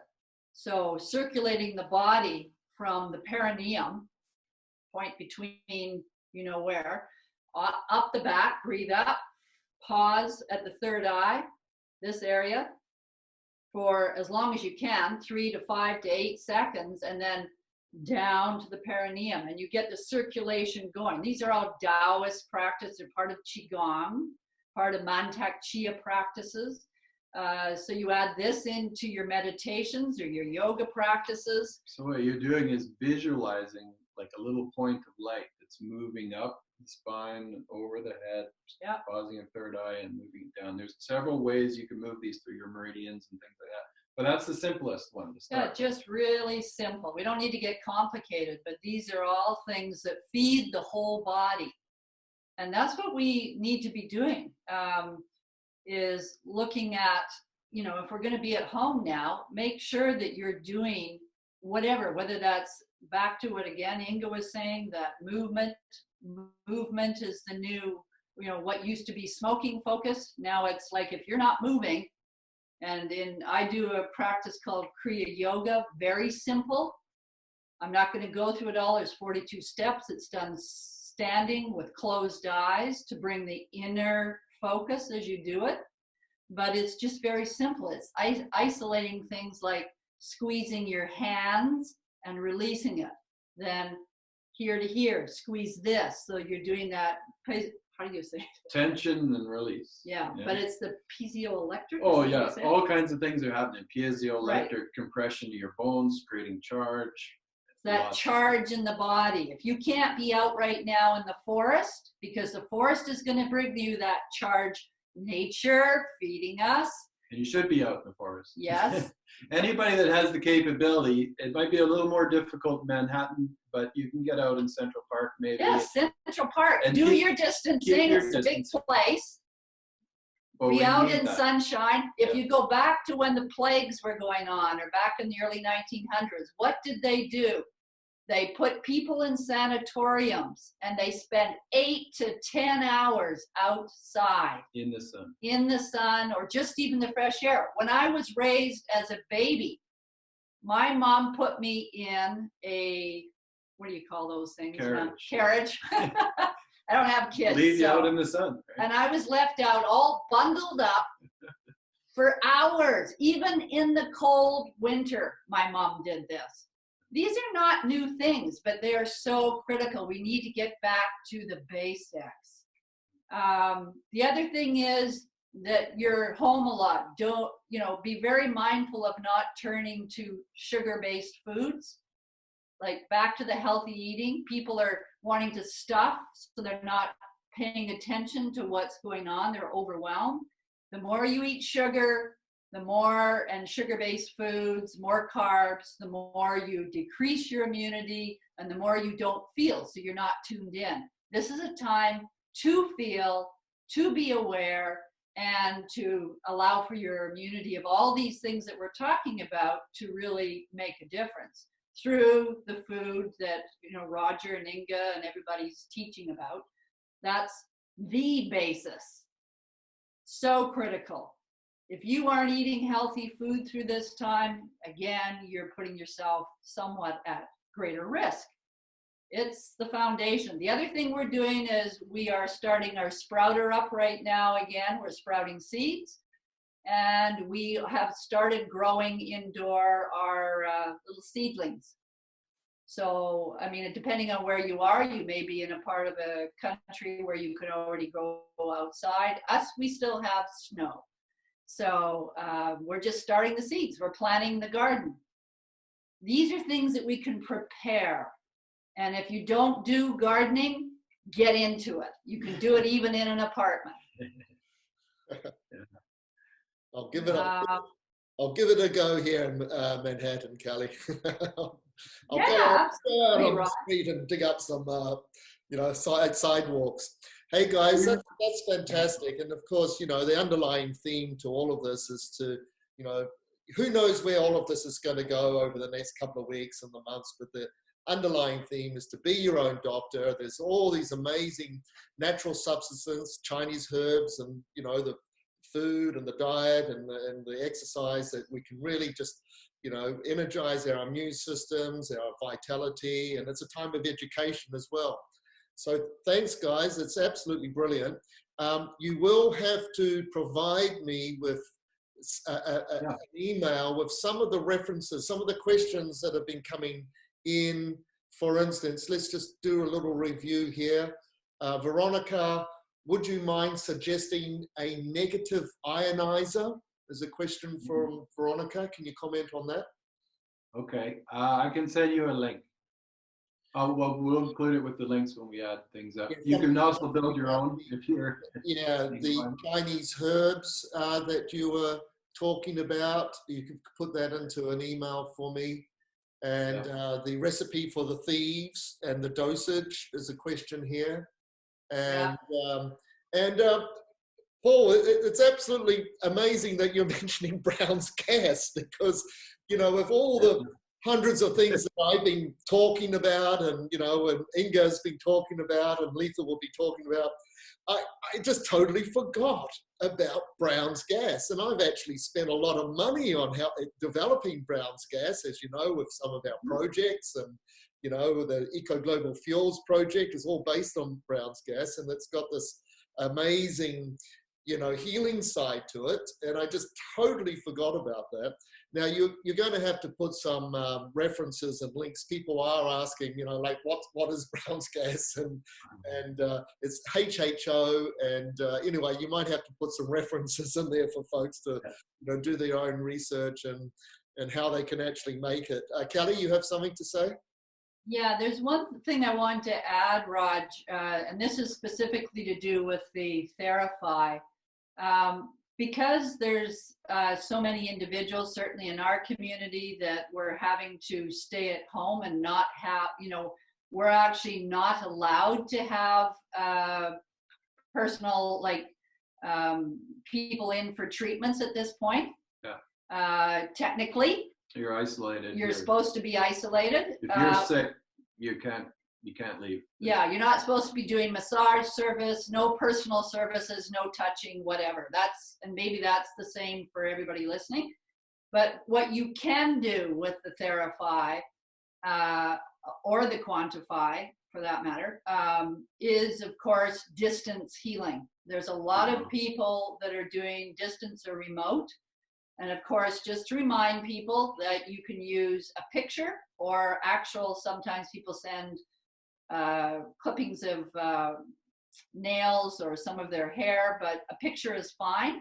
And you just put it in the field. And we have many practitioners that for a long time have been working with individuals from remote THERAPHI sessions with very good reported results.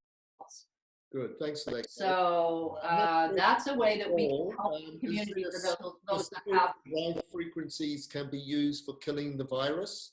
Did you catch that question, Paul? Yeah, and there's been, like as Dan was mentioning there with the software that Patrick's working on, so there's a number of people, of course, all these traditional frequencies have kind of been gained through empirical understanding of testing and trial. So yeah, there are several sets of frequencies that have been coming out, and ones, you know, that we've had in the past that are specific to working with viruses. So with, as Dan mentioned, the Flame in Mind has that whole new frequency sets in there. Right, the Flame and Sound part of Flame in Mind, yes, flameinmind.com. Yes. Then you could comment specifically on that. Like, the question is, you know, so for those who don't know the Rife technology, basically he worked out the signature for various viruses, and then basically he sent in these frequencies that basically destroyed these viruses. So the specific question here is there a frequency that people are starting to work with or have discovered for this specific virus? Do you know anything about that? You know, the Rife technique was using RF heterodyning, and then they would modulate with the lower audio range. Currently, most of the sound healing schools, Signature Soundworks, Sherry Edwards, and Stefan Cardino's group in Lausanne, and now Bernard, who runs the Geneva THERAPHI Center, they've all actually published frequencies for the viruses in general, and some for this virus. As far as I know, that work is still pretty experimental, but they claim they're effective. The good news is that we have incorporated at least 3 sets of those options to generate those frequencies in the Flame and Sound, and Patrick is adding them every day, so it's there. Well, we'll get those references from you and send it out to folks. So, Inga, before we get on with Letha, there is a question about contraindications for mushrooms, medicinal mushrooms, for Candida. Do you want to just quickly comment on that? I can quickly comment on that. So I know that there is this whole discussion whether mushrooms are appropriate when you are dealing with Candida. And I've looked at different sources, and I know that many practitioners have contradictory solutions to that. But from my personal research and also working with Candida quite a bit, I also had personally Candida years ago, and it's gone forever and has never returned. And I also worked with a lot of people with Candida.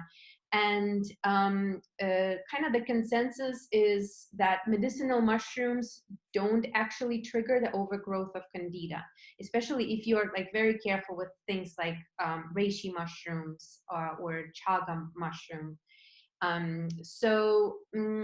There is some concern in regards to using regular button mushrooms, like culinary mushrooms, portobello, white mushrooms, because they're damp forming. So from the Chinese medicine perspective, they actually kind of support that damp environment in which Candida thrives. But the medicinal mushrooms, being immune regulators, actually support the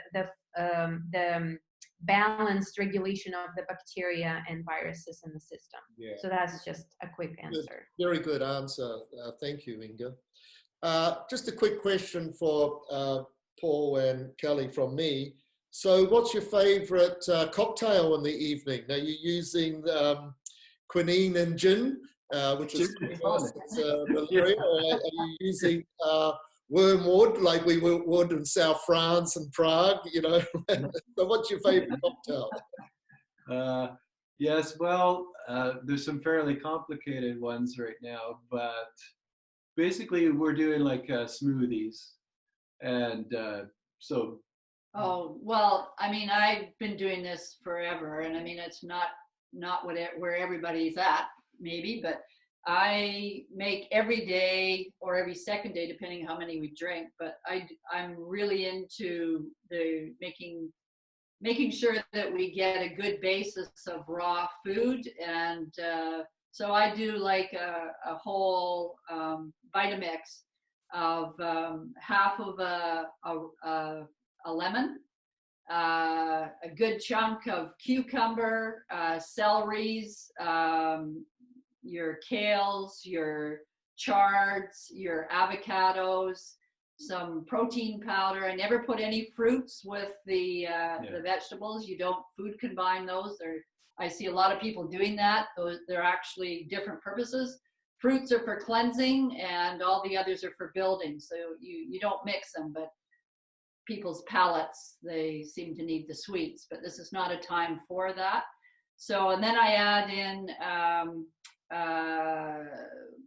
maybe 500 milliliters of coconut water, the rest water, put it in the blender, and then I put them in jars, and I carry them with me so that we always have them ready to go. And this way they're always made up, and so that's one of the things that we're doing every day. And then that's the base. So then into that, then you get crazy. Then you start chucking in your fulvic acid, NAD, all these quercetin, and all these different types of things, like whatever our latest. We like to mix things too. So you're always getting different things. It's like with the metals. So we'll go on a certain period of taking zinc, and then a certain period of magnesium, and going through different things, iodine, and cycling a lot of these things too. So you're not really doing a lot of these every day, but doing them in these cycles and things like that. So and supercharging those smoothies, basically. Yeah, and back to what Inga was saying about tuning into yourself.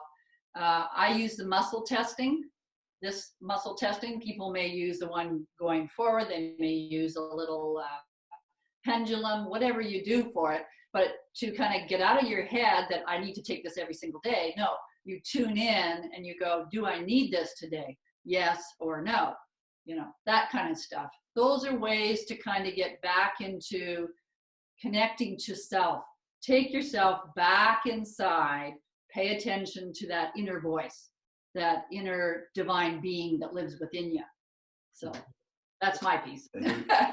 Thanks for that, guys. So there are a number of questions. We just simply can't get to answer all of them. My apologies. Maybe what we can do at the end is just copy the whole chat, and then I can go through a bunch of things. We can Well, each we will take a be piece. able to- quite frankly, everybody, panelists, if you will be able to cover these questions just by providing me with just a very concise, you know, this is the silver that I like, and this is where we get this, and where we get that, and whatever you can put together over the next 24 hours, just something simple, and I'll email it out, and then we've pretty much got all of the questions covered. So Letha, thank you very much for hanging in there. Letha, you know, you're an amazing friend. Letha Hadady is a very famous author here in the States. She's written Karma Herbs. She's on the faculty of the Academy Healing Nutrition, and she teaches our Ayurvedic component. The Academy basically looks at cultures of longevity. We incorporate Taoist medicinal herbs and traditional Chinese medicine and Ayurvedic. We put all of that together. We package it as the longevity diet and natural healing. It is a training program that we have in London starting right now. That's academyhealingnutrition.uk. You can check out that website. And here in New York, it's academyhealingnutrition.com. And we are still accepting students, but our main program starts again in October in New York.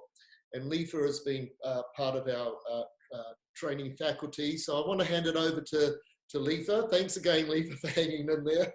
And thanks again for everybody hanging in there. We've pretty much still got everybody on board. So hi, Letha. My pleasure. Wonderful advice from so many quarters, from Iceland, from Canada. Roger and I are in New York, the epicenter of the virus now. And there are a couple of things I want to do. The way it's affected us here, since we're not used to being shut in, is many of us have looked inward.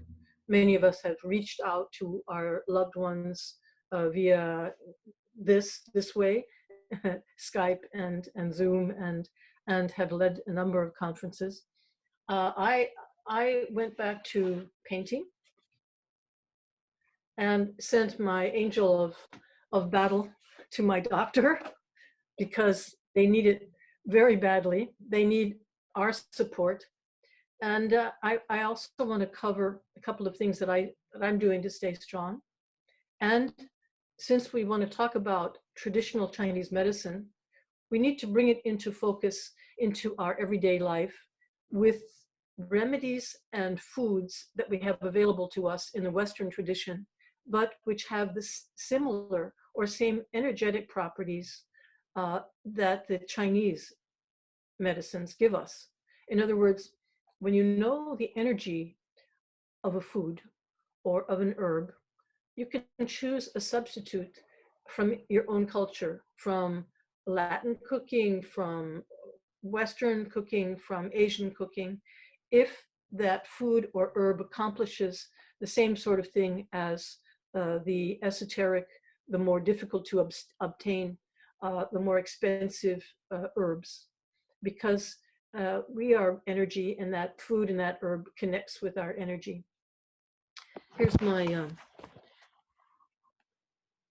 can you give me the full screen? Roger? Here's my arsenal.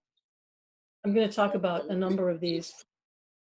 It is a full screen for us, Letha. We can see it. Okay, good. All right. I also want to mention that I write the blog at academyhealingnutrition.com, and I can answer questions there as well if you pose them at the end of an article. I've written 2 blogs already about the virus. One of them is longevity in the time of plague, and the longevity diet, as you students know,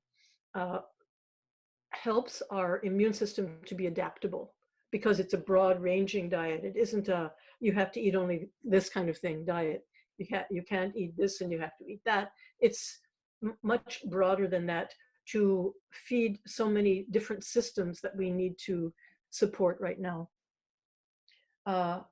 The approach in China has been very, very powerful and successful for a couple of reasons. One of them, we cannot do it all. We cannot shut people into their homes in a draconian way like they did in China. Another thing we cannot do is we cannot use some of the toxic herbs that they use that are not available, that are not considered herbs in the West. But we can find substitutes, as I mentioned. We can substitute other herbs. The things that we can do is to keep our immune system strong with foods and with these herbs. The approach for prevention in the hospital in Wuhan that was successful is two parts. One part is developing our Wei Qi, our defense by pushing that virus out, by not allowing the virus to enter our cells and our lungs. And this concept of Wei Qi, of defensive energy, is as old as the 1st century. The first books that were written in Chinese medicine, the Shenghan Lun, is the treatise on epidemic diseases. So you can build Wei Qi with foods and with sweating, like going to the sauna, great. Sweating out germs, sweating out heavy metals. This is going to make us feel stronger. And we can do it with moxibustion. Roger's class on the Barefoot Doctor uses moxibustion to build our energy and our circulation. But there are a couple of points that you can warm up either with an essential oil that's hot or with moxibustion, which is an herb you burn. And the 2 points are this one here on top. I can't see because this one right here, it's about 4 fingers down, right about there. First the crook of the elbow and then down, and right about there. And there's an impression there, there's a dent. And that is the top part of your immunity. The bottom part is stomach 36, which is here. Put your hand here and it's at the bottom. So if you're using moxibustion, you hold your herb close enough for it to warm the area, and the smoke goes in, the mugwort, the healing astringent quality of the mugwort also pulls out what's negative and warms up at the same time, warms your skin at the same time. So herbally, what they're doing in China for prevention and for early stages of the virus is the jade screen, which I wrote about in that first blog, the longevity during the time of plague. And the main herbs you've heard of already. This is what astragalus looks like. It's a vetch that goes deep into the ground, like 18, 20 feet into the ground. And this is just a dried slice. And the energetic value of astragalus is that it moves energy up and out. It normalizes sweating. So if you don't sweat, it helps you to sweat. If you sweat too much, like night sweats or sweating spontaneously because of weakness, it will regulate that. It also builds T cells and B cells. The T cells are the natural disease-killing cells that we need in our body. And the B cells, the polysaccharides and other parts of which Huang Qi, astragalus, help the body to remember the disease so that it builds immunity for now and for in the future. Now, the problem with using an immune building herb, whether it's a food or an herb, if it's a strong herb like astragalus, there are people with autoimmune illnesses, and it could make them sicker if they use it long term. There's something called the cytokine storm, which means the germ goes in and the immune building herb goes in, and they have a battle. And the die-off of the cells of the virus and the good cells, because the medicine or the herb that kills off the virus is going to make debris in the lung. And here we talked earlier about oxygenation. The lack of oxygen in the lungs is because the phlegm gets very heavy and sticky. That's particular for this virus. People are falling over and unable to breathe because their lungs suddenly fill up with sticky phlegm, and high fever makes it worse, makes the inflammation in the lungs, makes this die-off and the stickiness faster. So astragalus builds our immunity because it strengthens us, makes us feel stronger. The second herb in jade screen is Atractylodes, which is a pungent, a delicious, and fragrant herb that goes right to the School of Stomach and Spleen in the Academy of Healing Nutrition. It goes to your spleen pancreas, and it strengthens our digestion, it strengthens the pancreas so that we absorb our food better. And it helps regulate phlegm so that there's less and less bloating. The third herb in jade screen is sciller. And this is another important energetic principle. This herb, sciller, opens the pores so that the heat, the inflammation does not get trapped in the body. Without sweating, that heat is just going to build up and build up, and the phlegm is going to build up and get stickier and heavier and thicker. So the pores have to be opened, and that's what sciller accomplishes. I even did a sketch about that. There's astragalus lifting our energy up, and Atractylodes, she's holding her middle there because it's strengthening there, and there's sciller. So that was because I love to connect with my herbs. I also put those 3 herbs in my crock pot and added water and did slow cook them for 10, 12, 14 hours. Just turned it to low heat, and then and drink it between meals, because none of those herbs are digestive. None of the herbs are digestive. So between meals, you're going to get a stronger benefit. Now, what they did in China is they used that formula, but they added antiviral herbs and to build out the formula, to enhance the formula to kill germs, not just move the virus out and away, but inside us, deep inside us, to kill the germs. And these are the main antiviral herbs that they used. Can you see? Voila. I'm going to talk about each of these. Right in the middle is one of the strongest antiviral, antibacterial, anti-yeast herbs, and it's Lonicera japonica, Japanese honeysuckle, and it's a little yellow flower. Looks like this.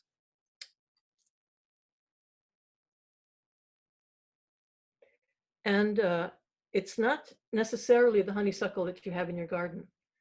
There are about 114 varieties of honeysuckle. Lonicera japonica is the Latin, and that's what the herb stores will be selling you, the Chinese herb stores. I buy them like this. Well, and you take a pinch and you add it to your tea. You know, what does this do? This is an herb that is used for abscess of the lungs and and even sores and inflammation in the chest. It's for sore throat, for fever. It attacks the heat. It reduces the heat in the lungs, the stomach, and the large intestine. So it goes through you and brings heat and inflammation down and kills germs. So it's a little like the Qigong movement, like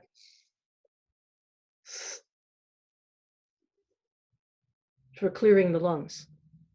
It lowers inflammation and kills all those germs, pneumonia germs. People are dying of pneumonia with this virus because they become weak, and that's why they used to think that it was only for older people.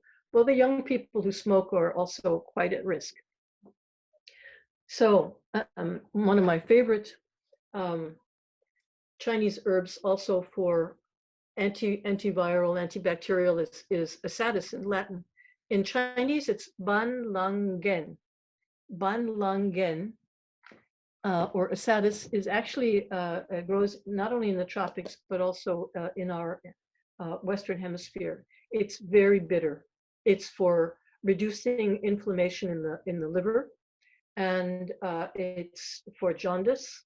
So the combination of asadis and honeysuckle are going to be in many of the antiviral pills that you're going to find in Chinatown.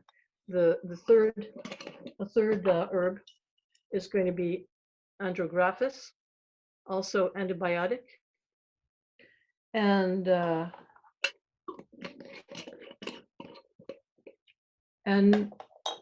licorice root has antiviral properties, but it's often added to the Chinese formulas because they say it harmonizes the formula. What it means is it relaxes the muscles and spreads the herbs throughout the body as needed. And that's why it harmonizes the formula so that the formula doesn't go too strongly in one direction or another in your body.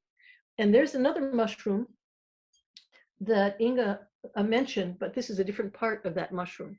This is cordyceps flower.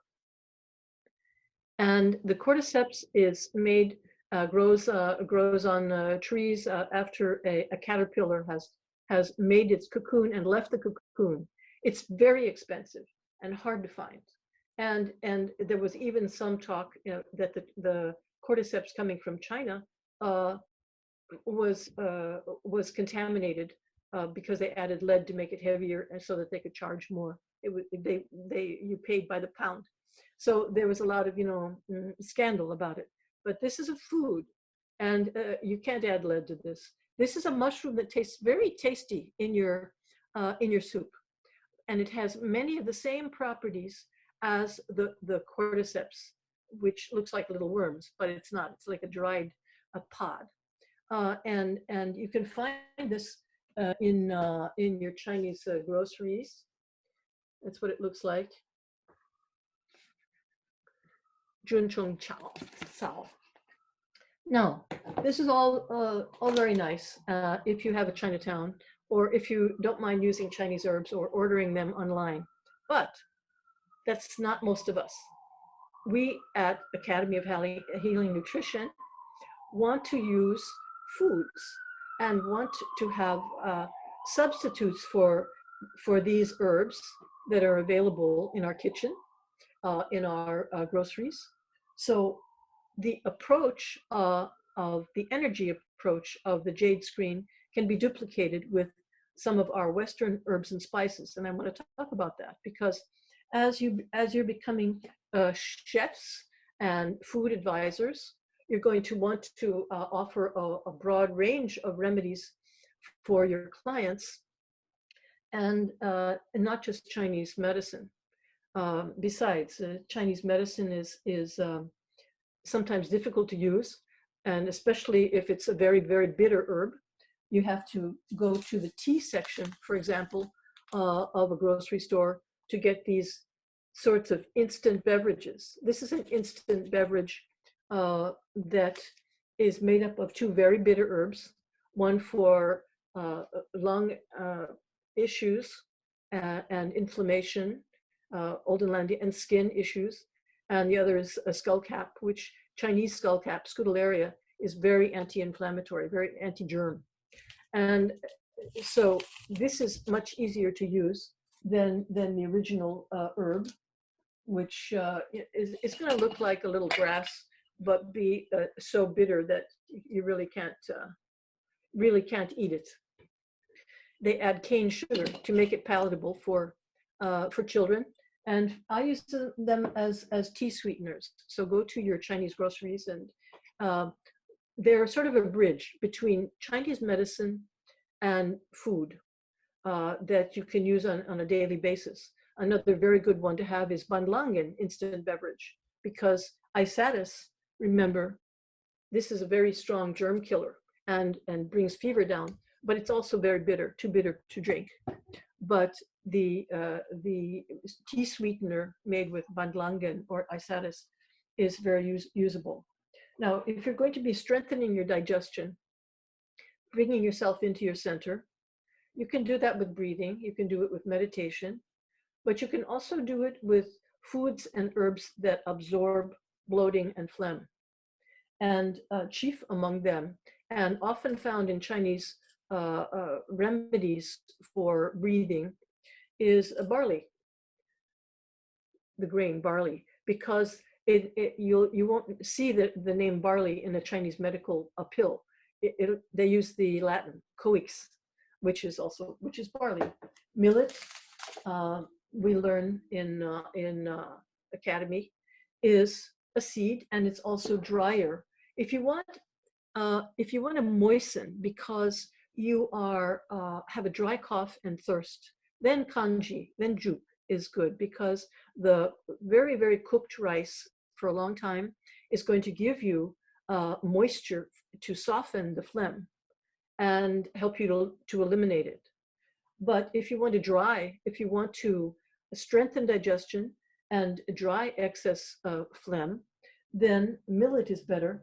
And you probably have pumpkin pie spice at home, which has got a lot of aromatic, delicious herbs like allspice and star anise and cinnamon, and it's going to bring you into your center and stir things around in there so that things don't get stuck, emotions don't get stuck, and food doesn't get stuck, and you warm your center so that you feel grounded in your center.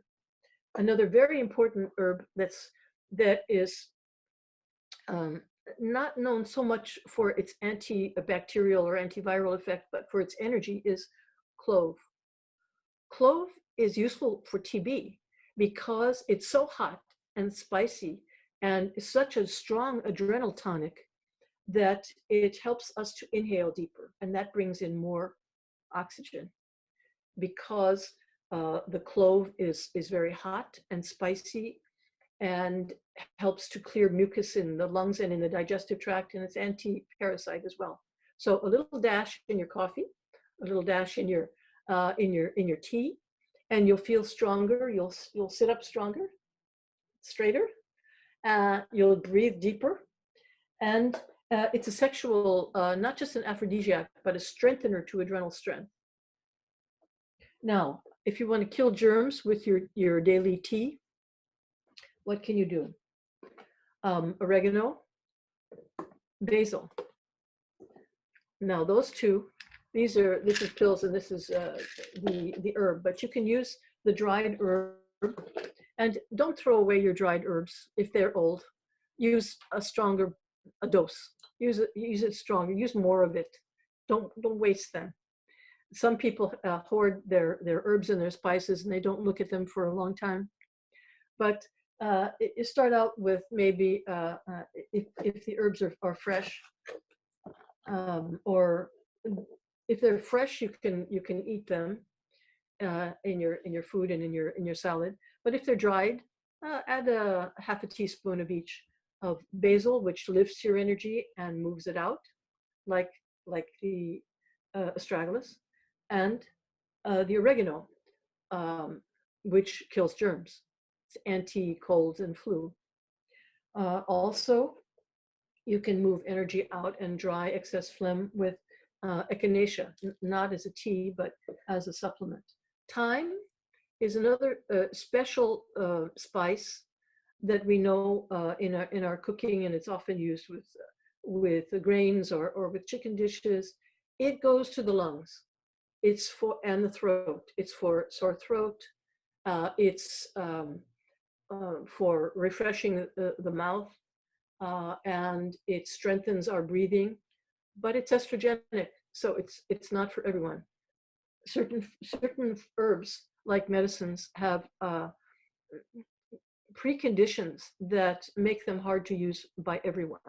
So thyme, although it's useful for the lungs, since it's estrogenic, it should be avoided by people, women especially with cancers that are active. All right, so I've covered a lot, and you've gone through a lot today with listening to everybody with wonderful advice. Ginger, we all know. Some of these are very obvious. They are going to strengthen the middle. So that's what we need to do. We need to strengthen digestion and kill germs with the antibacterial, antiviral teas, and build our immunity in a number of ways, with foods, with treatments. Now, another thing to address is our mind, our emotions. Since we're home, you can make your home the most comfortable and beautiful place to be. I, like Paul and Callie, love to use essential oils, not only on myself, but in my home. I wash my wood floors with essential oil and water because the wood absorbs the fragrance, and it's in the atmosphere. It changes the atmosphere. A good essential oil for now is lavender. It strengthens and moderates the heart, so it reduces stress. Lavender is an excellent flower for reducing stress. And another way to bring stress down, to quiet stress down, is with oils that are in our food and in our teas. In Ayurveda, I'm going to be teaching the Ayurvedic class in May, either this way or in person in New York. Ayurveda talks about 3 different body types. You can think of them as the skinny, nervous hypertype, the overly hot, maybe ambitious, hard driving type, and the more slow, more moderated, more fleshy type. So those of us who are suffering more now from anxiety need to come down, need to slow down. You can do this with Qigong, you can do this with foods or herbs. The Qigong movement that's good is to quiet the heart. Put your hands on your heart and make a sound. Ha, like laughing when you exhale. Breathe in and exhale out with a ha. And some of you have your own meditations and your own ways of coming into your center. Bay leaf grounds us. Bay leaf as a tea, bay leaf in our cooking. Burn bay leaf as incense, and the smoke is also very delicious. So, one last thing. Another thing. Oldenlandia, a favorite of ours, and Roger likes it too. Oldenlandia is an oil, an essential oil. It actually comes from a tree in the tropics in Asia. It's delicious. It smells beautiful. It lifts you to the tropical rainforests, the fragrance. And it's also energetically cooling, which is very important for our virus. And it's anti-depression. It lifts our spirit. So ylang ylang is what it's called. Ylang ylang. You can use it on you, as a perfume, or in your room somehow. I learned today that Prince Charles, who is going to be the next king in England, has tested positive for the virus, and it surprised me, yes, but I also thought, Prince Charles has been a long time advocate of natural medicine and especially homeopathy. So here are a couple of homeopathic remedies useful for this virus. For thick phlegm, for getting rid of, for clearing thick phlegm from your lungs, from your digestive tract, that's going to trouble your breathing, and also for water retention. Pulsatilla. Pulsatilla. Can you see it? Yeah, we can see it, but we'll get you to write it down and we'll send it out as a reference. Pulsatilla is a little flower. It's a little yellow flower that if we ate it, it would be astringent. It would absorb phlegm. It would be like if you ate a lot of radishes, daikon radish or other radish will also wash away the phlegm. But this is very good for breathing, especially pulsatilla. Another one for bringing down fever is belladonna. Belladonna, if you took it in its original form, it's a poison. But a homeopathic remedy takes that poison and dilutes it so much that your body reacts against it in an immune response. And belladonna brings fever down. So those are a good combination of pulsatilla and belladonna for fever and for phlegm. Now for courage, for deeper breathing, for helping to curb our anxiety, gelsemium is a favorite homeopathic remedy, Gelsemium. I'll give you spellings for these. Gelsemium is yellow jasmine. So another flower that gives us courage and strength because it deepens our breath. It's used for stage fright, for people who have to go and perform and they get scared, or they have to fly somewhere on an airplane and they don't want to go. It makes them feel stronger, but it also helps to reverse the early symptoms of exhaustion from colds and flu, and the body aches from colds and flu. So it's for an early stage of colds and flu when you need to feel courage and stronger and better breath. So they all work energetically. They work on our energy because foods, herbs, essential oils, homeopathic remedies are all part of our energy, part of our universe that makes up us and our energy. That's it. Wow, thank you very much, Letha. Well, guys, look, we had over 400 people registered for this webinar. 100 of you are still there, so you're all champions. Thank you for hanging in there because it's been it's well over 2 hours now. So Paul, Callie, Dan Winter, and myself, we're putting on our Breakthrough Technologies Conference up in Canada. That's in September the 3rd to the 6th. Paul, I will send out the link to everybody for that. Do you have a little image there on your computer? There it is. We've done we've done 4 to 5 of these international conferences now. The last couple of years we've had them in South France, but this year we're having it up in Canada, and this is an incredible part of Canada that Paul and Callie live. We've got this beautiful hotel all organized, so you'll be hearing more about that. Is there anything you want to say about that, Paul?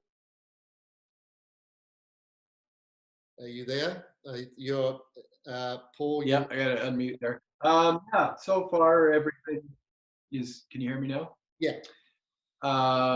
So given all the interruptions with flights and things like that, you know, it's been pretty good so far with registration and everything like that. So we're kind of in a limbo period here, but I think by September, with any luck, this is all going to be blown over, and we're still at this point going ahead with everything. So, but it's going to be fun. We're talking to lots of people. We're going to be some new speakers and some of the past speakers as well. So it's going to be really exciting. Yeah, no, thanks for that. Well, look, it's after 11 o'clock in Paris. It's after 10 o'clock in London. So thanks for all the people from the UK and from Europe connecting with us. Thank you, Inga in Iceland. And thank you, Letha, here in good old Manhattan. And so keep in touch, guys. I will send out some references and links and over the next 1 or 2 days. So look out for that webinar, for that email from me. And as you know, we do have our training course, the academyhealingnutrition.uk, starting now. So please get in touch with us about that. And of course, we have our training course here in New York starting again in October. So thank you very much. It's good night from New York, and it's, oh, Dan, there you are. It's way past Dan's bedtime. I'm surprised. Yes, it is true. Thank you. And hopefully we'll be seeing Dan at the conference in Canada as well. So wonderful information this evening, guys. Just incredible. I wish you all well. It's an empowering time. There's so many things that we can do. We can get rid of all of this fear and just empower ourselves and get on with our lives. So thank you very much for all the wonderful recommendations, your insights, and so forth. So, ciao. Blessing. Good night. Bye. Bye. Bye. Bye.